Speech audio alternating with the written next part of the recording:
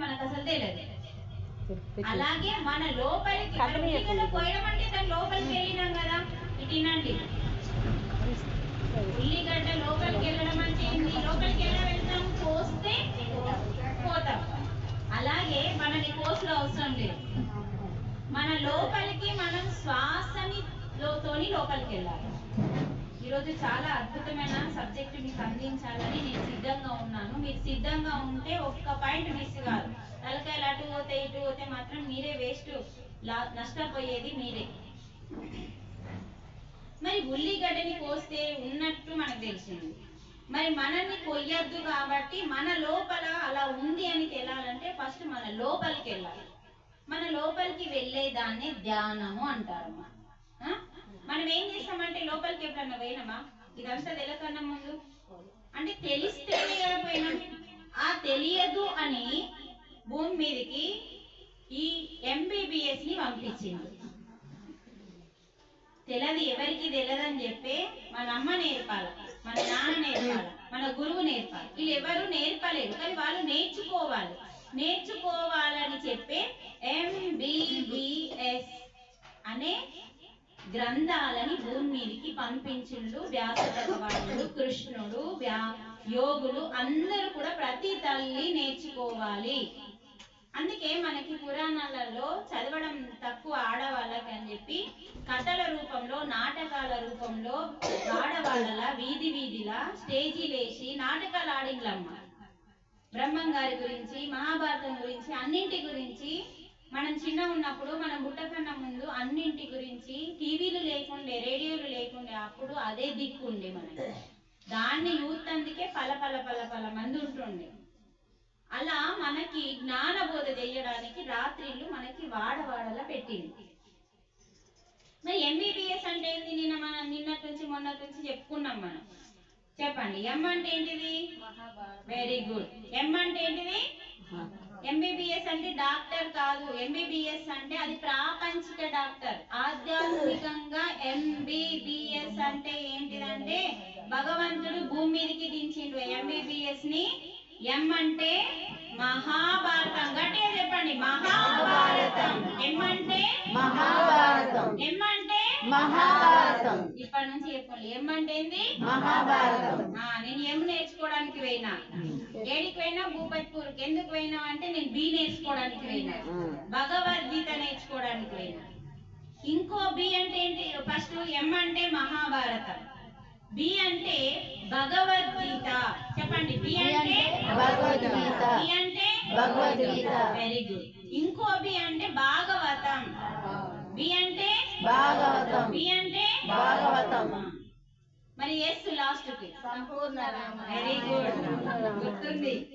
మరి ఇప్పుడు కొంటారా లేదు? ఇవన్నీ ఎంతమంది కొంటారు? చేతిలో. ఈ 4 గ్రంథాలు మీ ఇంట్లో లేకపోతే మీరు బతికి వేస్ట్.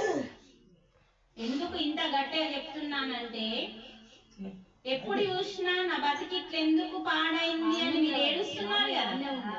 ఏడవడానికి కారణం అవి లేకపోవడం వల్ల. అవి మీ ఇంట్లో ఉండడం కాదు, మీ ఇంట్లోకి ఫస్ట్ రావాలి, తర్వాత మీ గుండెల్లోకి వెళ్ళాలి. అవి లేని ఇల్లు ఒక శ్మశానంతో సమానమని శాస్త్రాలు చెప్పినాయి. నిన్ను నువ్వు దైవంగా మార్చే గ్రంథాలు లేనప్పుడు అది శ్మశానం.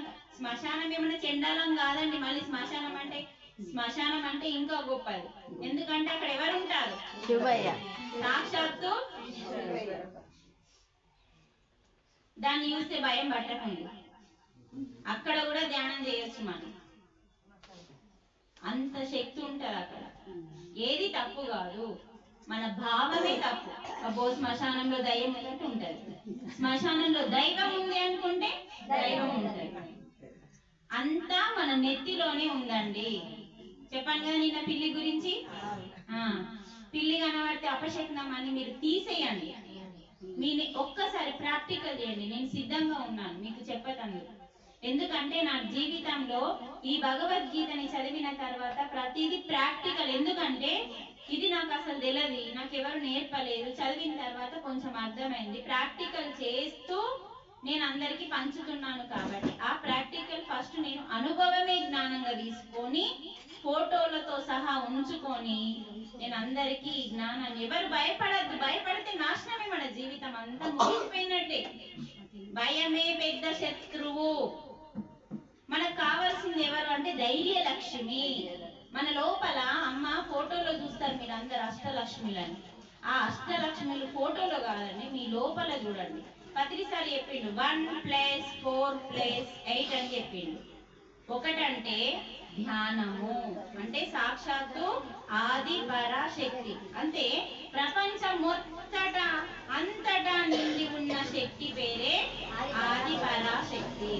అది పట్టుకో అన్నాడు. ఫస్ట్ 1 అంటే ఆది పరాశక్తి అనే ధ్యానాన్ని చేస్తే ఆ శక్తి నీ లోపలికి వస్తే నీ లోపల 4 శక్తులు ఉద్భవిస్తాయి. ఒక్క శక్తి నీ లోపలికి వెళ్తే 4 శక్తులు ఉద్భవిస్తాయి. ఆ 4 శక్తులే, ఒకటి బుద్ధి వికసించడము, సరస్వతి అన్నట్టు. 4 అంటే సరస్వతి, 1 అంటే పార్వతి, 4 అంటే సరస్వతి. ఆ సరస్వతి 4 అంటే ఏంటి? 1 బుద్ధి, 2వది జ్ఞానము, ఎన్నిసార్లు చెప్పినా అంతే.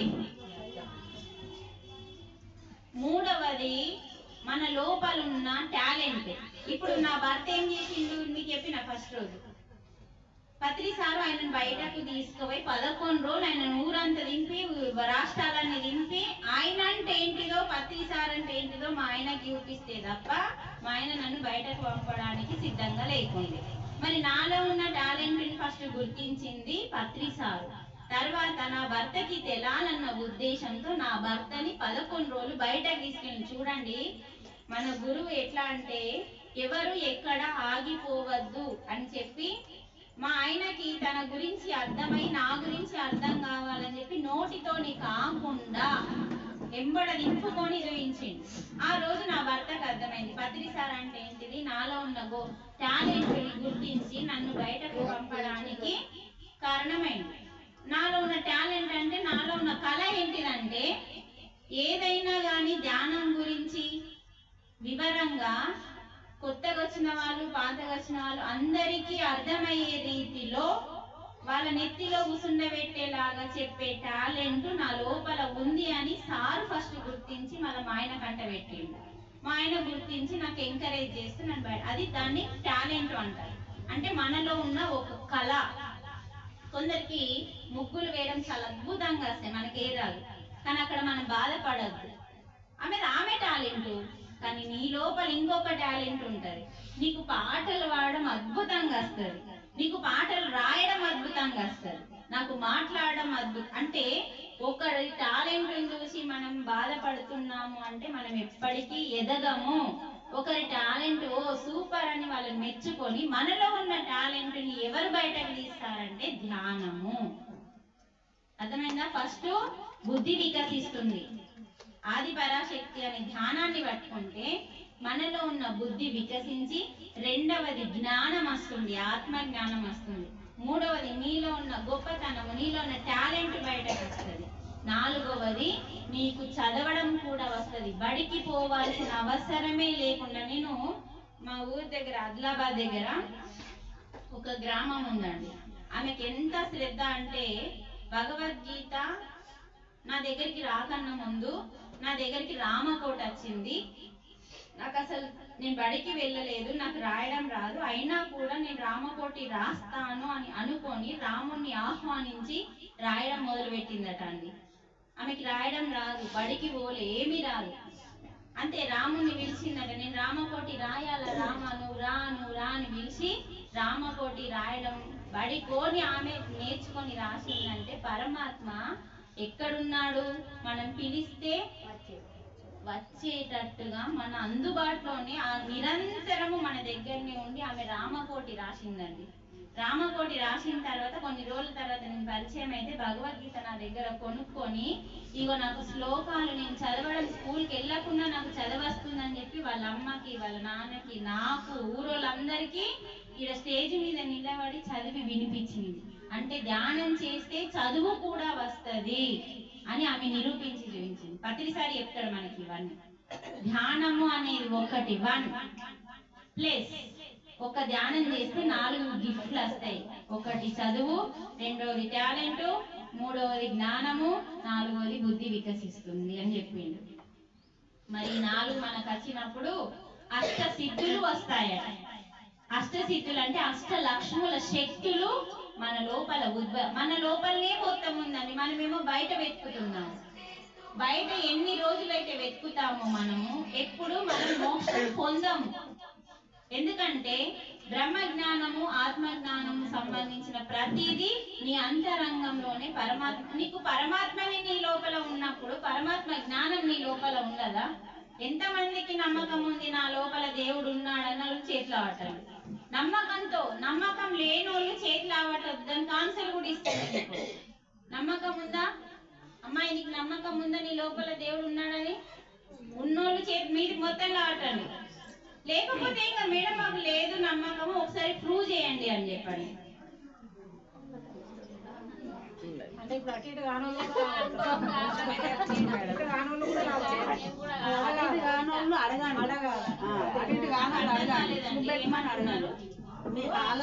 ఉండడానికి నమ్మకం ఉందా అని మీరు అన్నారు.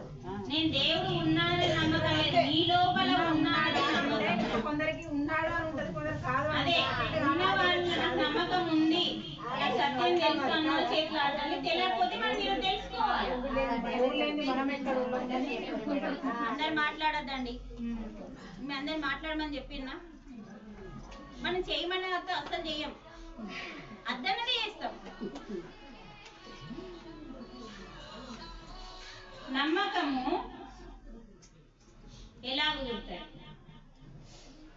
ఇప్పుడు చాలా మందికి దేవుడు ఉన్నాడని ఎట్లా తెలిసిందంటే ధ్యానం చేస్తున్నారు కాబట్టి, అనుభవాలు పొందిండ్లు కాబట్టి. మరి భగవద్గీత నమ్ముతామా? సరే మీ లోపల దేవుడు ఉన్నాడా లేదా కొంచెం వెనుక ముందు అనుమానం ఉన్నది. ఉన్నాడా లేడా తెలియదు, అర్థం కాలే. దేవుడైతే ఉన్నాడు, కానీ మన లోపల ఉన్నాడా లేడా అన్నది తెలియదు. కానీ భగవద్గీత భగవంతుడే ఇచ్చాడు అన్నది మనకి యోగులు, జ్ఞానులు అందరూ మనకి చెప్పింది. మరి ఇది ఎంతవరకు నమ్ముతాం? మరి నమ్ముతామా లేదు? ఎంతమంది నమ్ముతారు? భగవద్గీత భగవంతుడే ఇచ్చిండు రావటండి. నమ్మకం లేని రావటద్దు, భగవంతుడే ఇచ్చిండు భగవద్గీత. ఇప్పుడు దించండి, సాక్ష్యం ఇందులోనే ఉంది. నేను నీ లోపల ఉన్నానని చెప్పింది. ఇప్పుడు చెప్తా పట్టు శ్లోకం. భగవద్గీత అందరికి ఓకేనా? లేనోళ్ళు చేతులు ఆవటండి. భగవద్గీతని నాకు క్లారిటీ లేదని అన్నోళ్ళు చేతులు ఆవటండి. ఇప్పుడే క్లారిటీ ఇస్తా. అందరికి నమ్మకం, అబ్బో భయం పడుతుంది, దేవుడు ఏమన్నా ఏది మళ్ళా లేదంటే అంటే ఇయ్యడమ్మా. దేవుడు అలా చెయ్యడు. దేవుడు మన శ్రేయస్సు కోరుకుంటాడు, కానీ నువ్వు అన్నంత మాత్రాన నేను ఖరాబ్ చేయడు. మనం ఖరాబ్ చేస్తాం, మనుషులు రాక్షసులాగా తయారైన, కానీ దేవుడు కాదు తల్లి. అందుకనే మీరు కూడా దేవుళ్ళు కన్లి అని చెప్పి మనకి నా భూమి మీదకి MBBS ని పంపించింది. ఆ MBBS అంటే మనకు తెలియదు, అసలు పేర్లు కొందరికి తెలియదు, ఆ బుక్స్ ఎలా ఉంటాయో తెలియదు, అసలు MBBS ఎవరు ఏడిస్తే భూమి మీదకి వచ్చిందో కూడా తెలియదు. మొన్న మనం తెలుసుకుంటే తప్ప కదా. మరి ఎవరు ఏడిస్తే ఇవన్నీ భూమి మీదకి వచ్చినాయి, ఏడిస్తే వచ్చినాయి. చూడు మన పంట వండింది, వాళ్ళు ఏడిస్తే మనకు పంట వండింది భూమి మీద. అహమాత్మా గుడాకేశ సర్వభూతాశయ స్థితః అహమాదించ మధ్యంచ భూతానమంత ఏవ చ. 10వ అధ్యాయంలో 20వ శ్లోకంలో అర్జున నేను ఆత్మని. ఇప్పుడు ఇది కృష్ణుడే కదా చెప్పింది, భగవద్గీత చెప్పింది కృష్ణుడు. ఇప్పుడు నేను పాడిన శ్లోకం ఇందులో ఉంది 10వ అధ్యాయంలో 20. ఏ అధ్యాయంలో ఏ శ్లోకం ఉందో కూడా నేను మీకు చెప్తున్నానండి, ఎందుకంటే అన్నింటికి సాక్ష్యంతో సహా వచ్చిన ఇక్కడికి నేను. ఇందులో 10వ అధ్యాయంలో 20వ శ్లోకంలో అర్జున నేను విగ్రహాన్ని అని ఎక్కడ చెప్పాలి, నేను ఫోటోనని ఎక్కడ చెప్పాలి, నేను ఆత్మని అన్నాడు. అహం ఆత్మ, అహం అంటే నేను. సంస్కృతంలో అహం అంటే ఏంటిది? నేను. ఆత్మని. గుడాకేశ అంటే నిద్రని జయించిన వాడా, నిద్ర పోకున్నా కూడా ఉండగలిగేవాడు అర్జునుడు. ధ్యానంలోనే ఉంటాడు ఎప్పుడు. గుడాకేశ నిద్రని జయించిన వాడా, సర్వభూతాశయ స్థిత అంటే సర్వ అంటే అన్ని, భూతము అంటే ప్రాణులు, అంటే అన్ని ప్రాణులలో, ఈ భూమి మీద ఉన్న అన్ని ప్రాణులలో శయ స్థిత వారి హృదయంలో అంటున్నాడు. స్థితం అంటే స్థిరమై కూర్చున్నాను అంటున్నాడు. క్లారిటీ వచ్చిందా మేడం? శ్లోకం చదువుతారా వచ్చి ఇక్కడికి? ఎవరికైనా సరే క్లారిటీ తీసుకోవాలి. క్లాస్ అంటే ఏదో గుడ్డిగా నమ్మద్దు. ఇప్పుడు ఈ శ్లోకంలో ఆయన ఏమంటుండు? సర్వభూత, ఈ భూమి మీద 84 లక్షల జీవరాశులు ఉన్నాయని మనకి యోగులు చెప్పిండు. మనమైతే లెక్క పెట్టాలి. కంటికి కనిపించేవి క్షణాల్లో చనిపోయి, గంటల్లో చనిపోయి, 2 రోజుల్లో చనిపోయి, వారం రోజులు చనిపోయి, నెలకి చనిపోయి, సంవత్సరానికి చనిపోయి ఎన్నో జీవరాశులు భూమి మీద ఉన్నాయి. ఇలా వచ్చి ఇలా వెళ్ళిపోయేటివి కూడా ఉన్నాయండి భూమి మీద. అలాంటి ప్రతి దాంట్లో కూడా నేనే, వారి ప్రాణమే నేను అంటున్నాడు. వారి ప్రాణమే, ఆ ప్రాణమే ఆత్మ అంటున్నాడు. అంటే నీలో ఉన్న ప్రాణం పేరే ఆత్మ. మరి నేనే మీ అందరినీ భూమి మీద సృష్టించాను. నేనే అంటే భగవంతుడు. అది బ్రహ్మణ, నారాయణన, శివుడా మనకు సంబంధం లేదు. సర్వాత్మ. భగవంతుడు అంటే సర్వాత్మ. సర్వాత్మ అంటే సర్వము, అంతటా ఉన్న ఆత్మే సర్వాత్మ. ఆ సర్వాత్మకి స్త్రీ సగము, పురుషుడు సగం. దానిని అర్ధనారీశ్వర తత్వంగా మనకి చూపించడం జరుగుతుంది. భగవంతుడు దేవుడు అంటే ఆడానా మగనా లేదు, రెండు కలిపి. దాని పేరే అర్ధనారీశ్వర తత్వం. ఒక చైతన్యం. భగవంతుడికి రూపమే లేదు, నిద్ర లేదు, నామం లేదు. సర్వ ఆత్మ. సర్వ ఆత్మ అంటే అన్నింటిలో ఉన్న ఆత్మే సర్వాత్మ. అతనే పరమాత్మ, భగవంతుడు. మరి ఆయన ఏం చెప్తున్నాడు? మీ అందరినీ భూమి మీద సృష్టించింది, మరి మీ అందరినీ నడిపించేది, అంటే మీ జీవితంలో నడిపించేది, మీ జీవితాన్ని అంతం చేసేది ప్రతిదీ నేనే. అందుకే ఒక్కసారి చెప్పండి, అహం ఆత్మ, అహం ఆత్మ, గుడాకేశ, సర్వభూత శయస్థితః, అహమాదించ మధ్యంచ భూతానమంత ఏవచ. ఈ శ్లోకంలో నేనే మిమ్మల్ని సృష్టించాను, నడిపిస్తున్నాను, మిమ్మల్ని నేనే అంతం చేస్తాను. ఈ రెండింటి మధ్యలో మొట్టమొదటి శ్వాస నుంచి చిట్ట చివరి శ్వాస పేరు మరణము, మొట్టమొదటి శ్వాస పేరు జననము. ఈ జనన మరణ చక్రంలో ఆడుకోవడానికి మాత్రమే ఇక్కడికి వచ్చావు. తల్లిగా, చెల్లిగా, భార్యగా, బిడ్డగా, కోడలిగా, అమ్మగా, అమ్మమ్మగా, నానమ్మగా, ముసలిగా, శవంగా కూడా ఆడుకోవడానికి మాత్రమే నువ్వు ఇక్కడికి వచ్చి పాపపు కర్మలు, పుణ్యకర్మలు, సత్కర్మలు చేస్తున్నావు. మనం కేవలం మొదటి శ్వాస నుండి చివరి శ్వాస వరకు ఇక్కడ ఒక పాత్ర వేయడానికి వచ్చినాం, నాటకం వేయడానికి వచ్చినాం. అందుకే నానాటి బ్రతుకు నాటకము కానక కన్నది కైవల్యం అని పాడింది ఎవరు, రాసింది ఎవరు?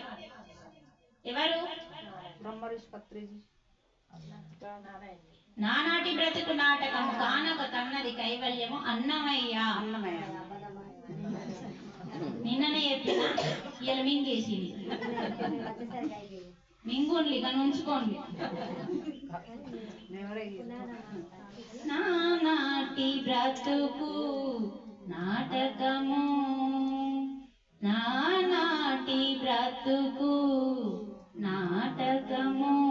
నానాటి అంటే 4 రోజుల బ్రతుకు నాటకం వేయడానికి వచ్చిన నువ్వు తైతక్కలాడుతున్నావు ఎందుకు అంటున్నాడు అన్నమయ్య కీర్తన. అది ఆత్మజ్ఞానం కాదా? మీరందరూ ఏమంటారంటే అన్నమయ్య పాటలు పాడి మోక్షం పొంది. పాటలలో ఏముంది? అంతరార్థం. పరమాత్మ ఆత్మ ఒక్కటే, బ్రహ్మము ఒక్కటే అని చెప్పిండు. చండాలుడు ఉండేది ఇదే భూమి మీద, బ్రహ్మ ఉండేది అంటే బ్రాహ్మణ్స్ ఉండేది ఇదే భూమి మీద. అంటే చండాలుణ్ణి పుట్టించింది దేవుడే వారి అనుభవాలు పొందడానికి. ఇలా ఉండకూడదని ఇద్దరు మనకు గురువులే. ఇలా ఉండకూడదని నేర్పేవాడు చండాలుడు, ఇలా ఉండాలని నేర్పేవాడు బ్రహ్మంగారు. బ్రాహ్మణ్స్ అంటే ఏంటి తెలుసా? బ్రాహ్మణ కులంలో పుట్టిన వాళ్ళని బ్రాహ్మణ్స్ అనరండి. బ్రహ్మ జ్ఞానం అవపోసుకున్న వాళ్ళని బ్రాహ్మణ్స్ అంటారు. అందులో మన పత్రిక నెంబర్ 1 బ్రహ్మశ్రీ పితామహ పత్రికకి. బ్రహ్మశ్రీ పితామహ పత్రికకి. బ్రహ్మశ్రీ పితామహ పత్రికకి. Very good. అలా మనకి అన్నమయ్య చూడు భయం ఎక్కడికి వెళ్ళి ఏడిపోయినాం. అందుకే మనకి ఈ యొక్క అష్టలక్ష్ములు 1 + 4 + 8 సంపాదించండి అని పత్రిసారి చెప్పింది. ఈజీగా వస్తాయని చెప్పింది. ధైర్యలక్ష్మి, సంతాన లక్ష్మి, విజయలక్ష్మి, అన్ని లక్ష్మిలు నీ లోపల ఉన్నాయి. ఆ ఫోటో ఎందుకు అంటే ఆ ఫోటోలో ఉన్న లక్ష్ముల యొక్క శక్తులు నా లోపల ఉన్నాయని తెలుసుకోవడానికి మాత్రమే అది నిదర్శనం పెట్టిందండి. మనం తెలుసుకోవడం పక్కకి ఎత్తేసి అదే పట్టుకొని ఊరేగుతుంది. అక్కడ నేర్చుకునేటందుకు చెప్పాను కదా, ఇంట్లో ప్రశాంతత లేదు అని మెల్లగా గుడికి పోతారు. గుడికి ఎందుకు పోతారు? అక్కడ ఎందుకు ప్రశాంతత ఉంది? ఫస్ట్ రోజు చెప్పిన క్లాస్ ఇది. ఇంట్లో ఎందుకు ప్రశాంతత లేదు అని తెలుసుకోవడానికే భూమి మీద వాళ్ళు గుడిలు కట్టింది. నిన్న అక్కడ ఆగిపోమ్మని కాదు. తెలుసుకోవాలి. ఏం తెలుసుకోవాలి? గుడికి పోతే మంచిగా అనిపిస్తుంది, ఇంటికి వస్తే అదే ఎందుకు తెలుసుకున్నారు ఎవరన్నా? అందుకే పెట్టిండ్రు గుడిలు. అక్కడ ఎందుకు ప్రశాంతత వస్తుంది? ఆ ప్రశాంతత నీ ఇంట్లో పోవడానికి కారణం ఎవరు? తెలుసుకొని నీ ఇంటిని ప్రశాంతత చెయ్యు అని చెప్పింది. మరి ఫస్ట్ రోజు క్లాస్ చెప్పిన నేను, మీరందరు మిస్ అయింది. నష్టపోయింది ఎవరో చెప్పండి. 3 రోజుల 180 కిలోమీటర్ల దూరంకి వెళ్ళి నేను చెప్పడానికి వస్తే 5 కిలోమీటర్లు, 4 కిలోమీటర్లు, 10 కిలోమీటర్లు ఉన్న మీరు నేర్చుకోవడానికి రాలేరండి. మనకెంత బద్ధకం ఉందో చెప్పండి. మరి ఆ రోజు చెప్పేసిన నేను, ఇప్పుడు మీకు తెలియదు. ఎట్లా తెలియకపోతే పోని నష్టపోయేది మనమే. గంట ఎందుకు పెడతారు? గర్భగుడి ఎందుకుంది? గోపురం ఎందుకుంది? గజస్తంభం ఎందుకు ఉంటుంది? బలిబండి ఎందుకు ఉంటుంది? ప్రతి దానికి అంతరార్థం ఉంది. అది మళ్ళీ ఎప్పుడైనా తెలుసుకుందాం తెలంగాణలో. ఇప్పుడు మళ్ళీ ఆ టాపిక్లోకి వెళ్తే మళ్ళీ ఎటో పోతుంది ఇది క్లాస్. ఓకే, అందుకే మీరు తెలుసుకున్న వాళ్ళు ఎవరైతే ఫస్ట్ రోజు క్లాస్ వచ్చిందో గుడిలో ఎందుకు ప్రశాంతత ఉందో చెప్పిన కాబట్టి ఆ ప్రశాంతతని ఇంట్లోకి తీసుకొచ్చేదే బాధ్యత స్త్రీమూర్తిదే, పురుషుడిది కాదు. ఫస్ట్ స్త్రీ ధ్యానం చేయాలి. ఏ స్త్రీ అయితే ఇంటిని, ఎందుకంటే మనకు అంత శక్తులు ఎందుకు ఇచ్చిండ్రు? మరి మన అరిచేతిలో 3 స్త్రీమూర్తుల శక్తులు ఉన్నాయండి. మన అందుకే చెప్పింది కదా, కరగ్రే వసతే దేవి, కరమధ్యే సరస్వతి, కరమూలే భవేద్ గౌరి, ప్రభాతే కర దర్శనం అని. ఎందుకు ఈ స్తోత్రం ఎందుకు పెట్టిండ్రు? ఈ మంత్రం ఎందుకు పెట్టిండ్రు? ఉత్తా పాడుకోవడానికా? దాని అంతరార్థం ఏంది?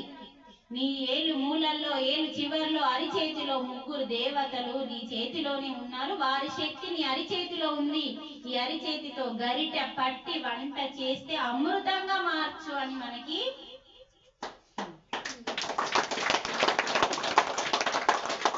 మనమేమో చాడిస్టుతో వంట చేస్తాం, చాడిస్టు భావాలతో వంట చేస్తాం. మన పోరగాళ్ళు ఎట్లా మంచిగా అవుతారు చెప్పండి? అందుకే మనం చేసే ప్రతి అణువణువులో మనం నేర్చుకునేది ఉంది. కాబట్టి మన ఇంటిలో మీరు ఇప్పుడు ఈ రోజు ఇక్కడ నేర్చుకున్న ప్రతిదీ తూచా తప్పకుండా ఆచరిస్తే ఆటోమేటిక్ గా మీ లైఫ్ చేంజ్ అయిపోతుంది. ఎటు చూస్తున్నారు మీరు? మీకు ఏ రోజైతే ఇంట్లో ఒక స్త్రీ ధ్యానం స్టార్ట్ చేస్తుందో అమ్మ 41 రోజు లోపల తేడా తెలుస్తుంది మీకు.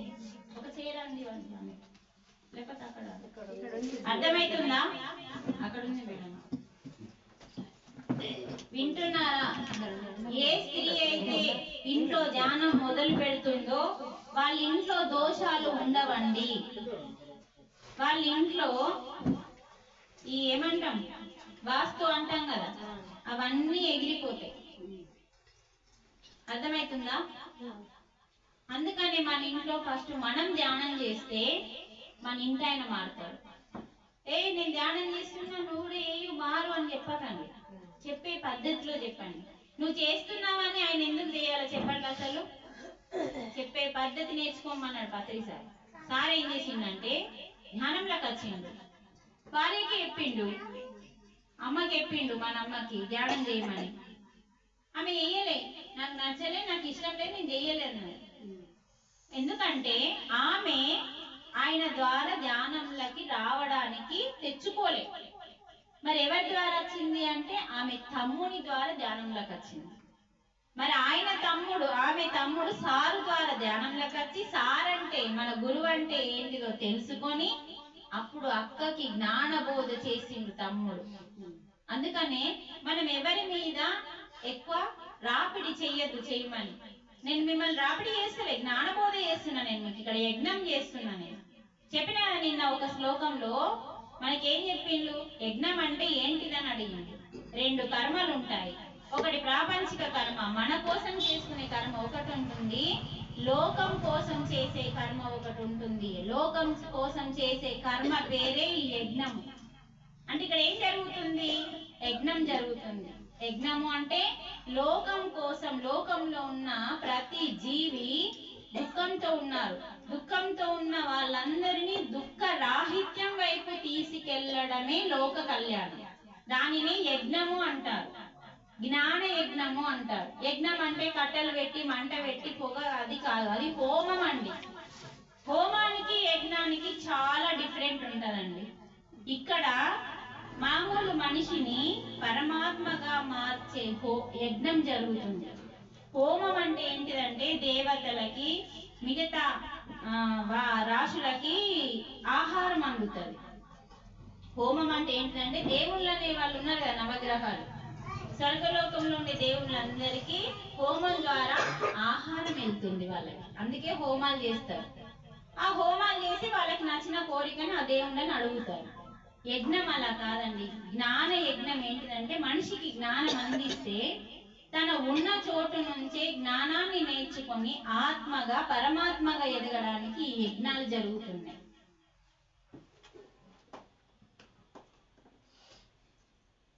అందుకని ఎక్కడ ఈ యజ్ఞం జరుగుతుంది అంటే ఇంట్లో పని ఏం కాదు, పక్కకు పెడితే ఇంటి పని ప్రాపంచిక పని, అదందరి కోసం అండి, కుటుంబం కోసం. వదిలిపెట్టమని చెప్పట్లే, యజ్ఞం ఉన్న రోజు వదిలిపెట్టాలి. వదిలిపెట్టి ఆ యజ్ఞం దేని కొరకు అంటే లోక కళ్యాణం కొరకు. అందులో నువ్వు ఉండి నేర్చుకుంటే నీ దుఃఖం హరించి నువ్వు మోక్షానికి దగ్గరైతాయి. మోక్షం అంటే ఏంటిది? దుఃఖము లేకుండా జీవించి పాపకర్మలను దగ్ధం చేసుకొని నేను ఆత్మని, ఈ ఆత్మే పరమాత్మ, నాకు దేవునికి తేడా లేదు అని తెలుసు. కృష్ణుడు అదే చెప్పిండు, అర్జున నువ్వు నేను ఎన్నో జన్మలు ఎత్తినాం, నువ్వు మర్చిపోయినా నేను గుర్తుంచుకున్నా, అందుకే నేను యోగినైనా నువ్వు కాలే కా అని చెప్పిండు. అందుకనే మనకి ధ్యానము 2 సార్లు చేస్తేనే ఈ ఫలితాలు ఉంటాయండి. మేము 3 నెలలు చేసినాం, మేము 6 నెలలు చేసినాం, ఇప్పుడు చేస్తలేము అంటే ఫలితం శూన్యం. మళ్ళీ ఫస్ట్ పోయినావు, నువ్వు 3 నెలలు చేసి బంద్ చేసినావు. ఏదో ఇంట్లో ఎటువంటి సమస్య వచ్చినా ఎవరిని అనిపోతే వాళ్ళద్దన్నారా, నువ్వు చేయకన్నారా? పనులు ఉంటాయి, చెయ్యండి. చేసిన తర్వాత అందరు పడుకున్నాక చెయ్యాలి ధ్యానం. ఎందుకంటే ఆ ఆత్మ నీతో మాట్లాడడానికి వస్తుంది. ఆ ఘోష పాపం, అది కొన్ని ఆత్మలు ఏం చేస్తాయంటే పట్టి ఈ ఇల్లును పట్టుకొని ఉంటాయి. 13 రోజులు అయితే ఖచ్చితంగా ఇక్కడనే ఉంటాయి. మరి అలాంటి ఆత్మని నువ్వు ధ్యానం చేస్తే దాన్ని వెళ్ళిపోమని చెప్తే అది వెళ్ళిపోతుందండి, ఇక్కడ ఉండదు. అంత శక్తి ధ్యానానికి ఉన్నది. ఎందుకంటే ఇక్కడ భూమి మీద ఆత్మలు ఉండద్దు. కొందరు ఏం చేస్తారంటే అజ్ఞానంలో ఉన్న ఆత్మలు ఆగిపోతాయి. ఆగిపోయిన ఆత్మలని పంపించే బాధ్యత మనకు ఉంటది. అందుకని అవి ఏం చేస్తాయంటే ఆత్మలోకాలకు వెళ్ళిపోయి మళ్ళీ జన్మ తీసుకొని రావాలి. ఆత్మ కిందికి రాక మీదికి పోక మధ్యలో అల్లాడిపోయి ప్రేతాత్మగా మారిపోతాయండి. అందుకే వాటిని మన ఇంట్లో ఎవరు చనిపోయినా ఆ ఆత్మకి నమస్కారం చేసి మీరు ఇక్కడ ఆగద్దు, మీరు ఇక్కడ ఉన్నా కూడా మీకు ఏం లాభం లేదు, మీ ఆత్మ లోకాలకు వెళ్ళిపోండి అని రోజు మీరు జ్ఞానంలో వాళ్ళకి చెప్తే సరిపోతుంది. వాళ్ళు జ్ఞానం తీసుకుంటారు అప్పుడు. అందుకనే మనం చక్కగా భయపడద్దండి. ఫస్ట్ మనం 2 సార్లు ధ్యానం చేసి వయసుని బట్టి ధ్యానం చేసి కూర్చునేటప్పుడు నీ శరీరం కింద కూర్చుంటే మంచిగా పైన కూర్చుంటే మంచిగా తెలుసుకోవాలి. అంటే 1 గంట ధ్యానం చేస్తే కదలకుండా నీ శరీరం కూర్చుని స్థితిలో ఉండాలంటే కిందన పైన చెక్ చేసుకోవాలి. మనమే చేసుకొని నేను కిందనే కూర్చుంటా మేడం అంటే కొంచెం మెత్తగా వేస్తావా, 3-4 చెద్దర్లు వేస్తావా, గొంగలు వేస్తావా, ఓ బరుపు వేస్తావా, లేకపోతే దానికోసం ప్రత్యేకంగా ఒక మ్యాట్ వేయించుకుంటావా. అలా కింద కూర్చుంటే బెస్టే. రాని వాళ్ళు చేయలేం కదా, కింద కూర్చోరాని వాళ్ళు తప్పకుండా చేయాలి. కాబట్టి వాళ్ళు కూడా చైర్లో కూర్చున్నప్పుడు పాదాలు క్రాస్ చేసుకోవాలి. ఈరోజు కొత్త వాళ్ళు ఉన్నారు కాబట్టి చెప్తున్నాను, చెప్పడం అంతా అయిపోయింది ఆల్రెడీ. ఓకేనా? మరి ఇప్పుడు ఎలా చేయాలో, ఎందుకు చేయాలో, ఎప్పుడు చేయాలో మొత్తం వచ్చేసింది. ఇంకేమైనా డౌట్స్ ఉన్నాయంటే కొత్త వాళ్ళకి, ఇంకా ధ్యానం గురించి ఏమైనా డౌట్స్? మీరు పిల్లి గురించి చెప్పిండ్రు, నాకు గదొకటి కొంచెం తెలాలన్నట్టుగా ఆలోచన. చెప్పు, ఏం తెలాల? ఫస్ట్ పిల్లి గురించి అని అన్నారు. ఆ పిల్ల అంటే ఏంటిది అని అన్నారు. పిల్లి నిన్న క్లాస్ అయిపోయింది. ఇప్పుడు నీకేం డౌట్ ఉంది చెప్పు, అడుగు. పిల్లి అని అన్నారు, అది ఆపేసింది అని. అట్లా అంటున్నావా? అంటే మనకు ఆవేదన వచ్చింది అనుకోండి, ఏం చెప్తాము? శుభం. పిల్లి ఎదురొస్తే మరి ఇక్కడ అహమాత్మ కూడా కేస సర్వభూత అన్నింటిలో నేనే ఉన్నాను అని చెప్తుంది. మరి కృష్ణుడి మాట, కృష్ణుడు అంటే సాక్షాత్తు భగవంతుడు. ఏ భగవద్గీతలన్నా మీరు చూడండి కృష్ణ ఉవాచ ఉండదండి. కృష్ణుడు వచ్చి చెప్పినట్టు లేదు ఇక్కడ. భగవంతుడు వచ్చినట్టు భగవాన్ ఉవాచ అని ఉంటదండి భగవద్గీతలు. లాస్ట్ కి అధ్యాయంకి లాస్ట్ కి ఎప్పుడైనా మన భగవద్గీత తెలిస్తే మనకు అర్థమవుతుంది. లాస్ట్ లో ఏముంటారంటే భగవాన్ ఉవాచ అని ఉంటది. అంటే సాక్షాత్తు భగవంతుడు జగద్గురువు రూపంలో, అంటే శ్రీకృష్ణుని రూపంలో జగత్కి గురువుగా, మనకు బ్రహ్మర్షి పితామహ మన PSSM కి గురువు కదా, ఆయనని సద్గురువు అంటారు. మరి సద్గురువు కంటే ఇంకా పెద్ద స్థితిని ఎవరు అంటే కృష్ణుడు, జగద్గురువు. ఆయన కృష్ణుడు దేవుడు కాదు, జగద్గురువు.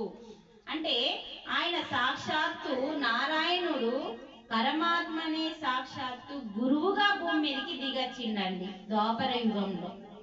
మరి అలాంటి జగద్గురువు మనకి ఏ జ్ఞానబోధ చేసిండు అంటే అన్ని మూగజీవులతో పాటు మనిషిలో కూడా నేను స్థితమై ఉన్నాను అన్నాడు. అంటే ఆవి ఎదురు రాగానే దేవత అంటారు. మరి పిల్లిలో ఉన్నట్ట లేనట్టు? ఉన్నట్టు అన్న వాళ్ళు చేతులు పట్టారు. నమ్మకం ఉంది, ఎందుకంటే ఆ శ్లోకమే ఆధారం. మీకు ప్రతి దానికి ఇందులోనే సొల్యూషన్ దొరుకుతుంది. ఆధారం అంతా ఇక్కడనే ఉందండి. ప్రతి ప్రశ్నకి, ప్రతి సమస్యకి, ప్రతి బాధకి, ప్రతి భయానికి, సొల్యూషన్ కి, ప్రతి ఒక్కరికి, చిన్న పిల్లాడు ఆడుకునే పిల్లాడికి కూడా బాధ ఉందండి. ఈ బొమ్మతో నేను ఎన్ని రోజులు ఆడుకోండి అమ్మ అంటాడా లేదు? మళ్ళీ ఇంకో కొత్త బొమ్మ తెచ్చిరా అక్కడ కిరికిరి పెడతాడు. వాని బాధ వానికి, నా కొత్త బొమ్మ అత్తలేదు. ఆని బాణంకి అది సమస్య అండి కదా, మనకు కనబడదు ఆ సమస్య. కానీ కొత్త బొమ్మ తెచ్చిన రోజు చూడాలి అవన్నీ. నీ దగ్గర ఎన్ని వేల బొమ్మ ఉన్నా సరే పక్కోడి బొమ్మనే కావాలి. అలా అక్కడి నుంచి మొదలైన సమస్య చచ్చిపోయినా కూడా ఆత్మతో వెళ్ళే జ్ఞానం ఇదొక్కటే. శరీరం పడిపోయినా కూడా ఆత్మతో వెళ్ళే ఒకే ఒక జ్ఞానమే MBBS. మరి అలాంటి జ్ఞానము 5 సంవత్సరాల నుంచి నేర్చుకోవాలి. వాడు చిన్నప్పటి నుంచి కదా వానికి బాధ ఉంది, వానికి నేర్పాలి. 5 సంవత్సరాల నుంచి మనం శరీరాన్ని వదిలిపెట్టుకున్నంత వరకు మనం నేర్చుకుంటూనే ఉండాలి. ఒక శ్లోకం గురించి తెలుసుకుందాం ఇప్పుడు. ఇంకేమైనా డౌట్స్ ఉన్నాయా ధ్యానం గురించి? ఉన్నాయా? గట్టిగా చెప్పండి. లేవు. ధ్యానం ఎలా చేయాలి, ఎందుకు? ఇంకా పిల్లి దగ్గర కంప్లీట్ కాలేదు. సరే, ఆవు కనబడితే మనం ఒక్కలాగా భావిస్తాం, అది మూఢనమ్మకము, దాని పేరు. అవునా కాదా? అవును. సరే, మరి ఇప్పుడు ఈ మేడం నేను కూర్చున్నాను ఇక్కడ, మేము ఏదో మాట్లాడుతున్నాం కదా, గద్దె కట్టిందండి, ఆ గద్దె మీద మాకేం పందందలే అడవై కూర్చున్నాం, మేము మాట్లాడుతున్నాం. మాట్లాడంగా అంటే ఎవరి గురించో మాట్లాడతాం మనం.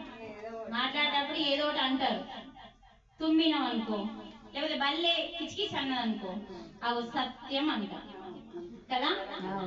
బల్లి వలికినా సత్యమే, నువ్వు మాట్లాడంగా తుమ్మినా సత్యం.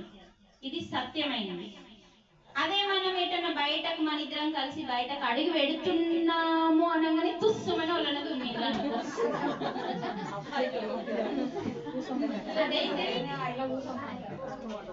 అబ్బా లోపలికి వెళ్ళు, ముందు నీళ్ళు తాగకుండా కూర్చో. నీళ్ళు తాగకపోతే కొంపలు అంటకపోతే, కూర్చోపోతే ఇంకా మనం అంటకపోతాం. ఇప్పుడు ఏది కరెక్ట్ మరి? ఇక్కడ మనం తెలుసుకోవాల్సిన సత్యం ఉందా లేదా? లేకపోతే గుడ్డిగా అందరు పోతుందా, అబ్బా పోయింది కదా, అద్దనంగా పోయింది కదా, జరిగిపోయింది అనేస్తాం. ఇక కానీ నువ్వు ఇలా పెట్టుకున్నావు కాబట్టి జరిగిందా, పోతే జరిగిందా? నేను పిల్లి ఎదురొచ్చింది, ఇగో ఇలా జరుగుతుంది, చెడు జరుగుతుంది అనుకుంటా పోతున్నావు. ఏమైంది? దానికి శక్తిని ఇస్తున్నావు నువ్వు. నీ మాటకంత శక్తి ఉందండి. అందుకే మనం ఎప్పుడు ఏం మాట్లాడాలా? పిల్లి కూడా ఒక దేవుడే. అరే పిల్లి దేవుడు ఎదురొచ్చిండు అని నువ్వు బయటకు వెళ్ళి చూడు. నేను చేసి చూసిన, రియల్ గా నా జీవితంలో చేసి చూసిన కాబట్టే ఇంత గట్టిగా మైకు పట్టుకొని నడి ఊళ్ళో కూర్చొని చెప్తున్నా. నేను నాకు ధైర్యం ఉంది చెప్పడానికి, ఎందుకంటే అనుభవమే జ్ఞానం పొందిన దాన్ని నేను. నా ఫోటోలో పిల్లి ఫోటోలు ఉన్నాయి చూడండి. పిల్లికి పాలు పోస్తున్న సునీత. నేను క్లాస్ కి బయటకు వెళ్తున్నా, ఆదిలాబాద్ జిల్లాలో తలమడుగులో ఒక క్లాస్ కి వెళ్తున్నా. తయారై ఇట్లా తాళం వేసిన పిల్లి ఉరికొచ్చింది. ఫస్ట్ మనం ఏం చేయాలి? తాళం తీసి దానికి కడుపు నింపాలి. ఎందుకంటే అది ఆకలితో ఉందా లేదా మనకి ఇంకా విచక్షణ రాలేదు కాబట్టి తెలక ఏదో పోస్తే తాగని, లేకపోతే ఇంకో పిల్ల వచ్చి తాగుతాం అని ముందు లోపలికి వెళ్ళి పాలు తీసుకొచ్చి పాలు పోసి అది తాగేదాకా ఆగి, మా పిల్లాడు ఫోటో తీసి పెట్టేదాకా నాకు అర్థం కాదు. ఆ పాలు తాగిన తర్వాత అది నా ముఖం చూసిన తర్వాత నేను పోయినా. క్లాస్ అద్భుతంగా జరిగింది. నాకు యాక్సిడెంట్ అయితే మీ దగ్గరికి ఎందుకు వస్తుంటుంది. అప్పటి నుంచి ఆ పిల్లి నాకు అలవాటు అయింది. రోజు రావాలా, తాగాల, పోవాలి. కానీ అమ్మ ఏ రోజు కూడా పొయ్యకపోతే ఇంట్లోకి వచ్చి అండమూతి పెడతా ఎండమూతి పెడతా అని మాత్రం పెట్టకపోతుండే. అది అంత గొప్పగా నేను పోసేదాకా, అంటే దానికి కూడా కొంచెం ఉన్నది కానీ మనకు లేదు. పోస్తుంది కదా, పోసేదాకా అవుతాయి బయటనే ఉంటుండే అమ్మ, ఏ రోజు ఇంట్లోకి రాకపోతుంది. అది నాకు బాగా నచ్చింది. అక్కడ నుంచి మనం నేర్చుకోవాలి. అందుకే ఇక్కడ మనకి ఈ 3 తలకాయలు ఆయన ఏమంటాం మనం? దత్తాత్రేయుడు, బ్రహ్మ విష్ణు మహేశ్వరుడు కలిసిన మహానుభావుడు. ఈయన దత్తాత్రేయుడు 24 మంది గురువుల దగ్గర జ్ఞానం నేర్చుకున్నాడట. ఆ 24 మంది గురువులు ఏంటంటే ఫస్ట్ కుక్క. మరి ఆయన ఎంత గొప్పోడు, కుక్కని గురువుగా భావించిండు. అలా నేను కూడా పిల్లి నుంచి నేర్చుకున్నానండి. అందుకని దయచేసి తల్లులారా నేను దండం పెట్టేది ఏంటంటే, మూఢనమ్మకాలు మన నెత్తిలోకెళ్ళి తీసేసి భగవద్గీతని మాత్రమే నమ్మండి. భగవద్గీతని నమ్మితే భగవంతుడే మీ వెంబడున్నట్టు. ఎందుకంటే సాక్షాత్తు భగవంతుని నోటి నుంచి వాలు జారిన ఆణిముత్యాల ఆత్మజ్ఞానము బ్రహ్మజ్ఞానము.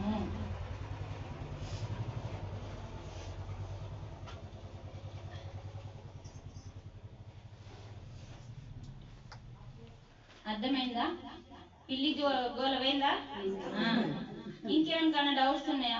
ఏదన్నా మనకి ఎదురైందంటే దానికి అంతరార్థం ఉంటుందండి. సాయిబాబా దగ్గరికి అయితే తీసుకెళ్లాల్సిన అవసరం లేదు. మీ అందరినీ సాయిబాబా దగ్గరికి తీసుకెళ్లాల్సిన అవసరం లేదు, తెలుసు కదా మొత్తం స్టోరీ.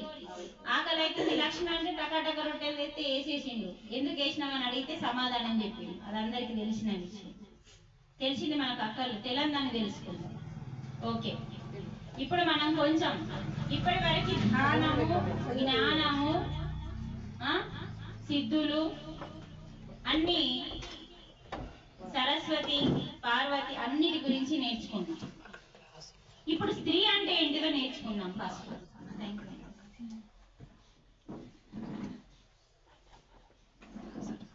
స్త్రీ అంటే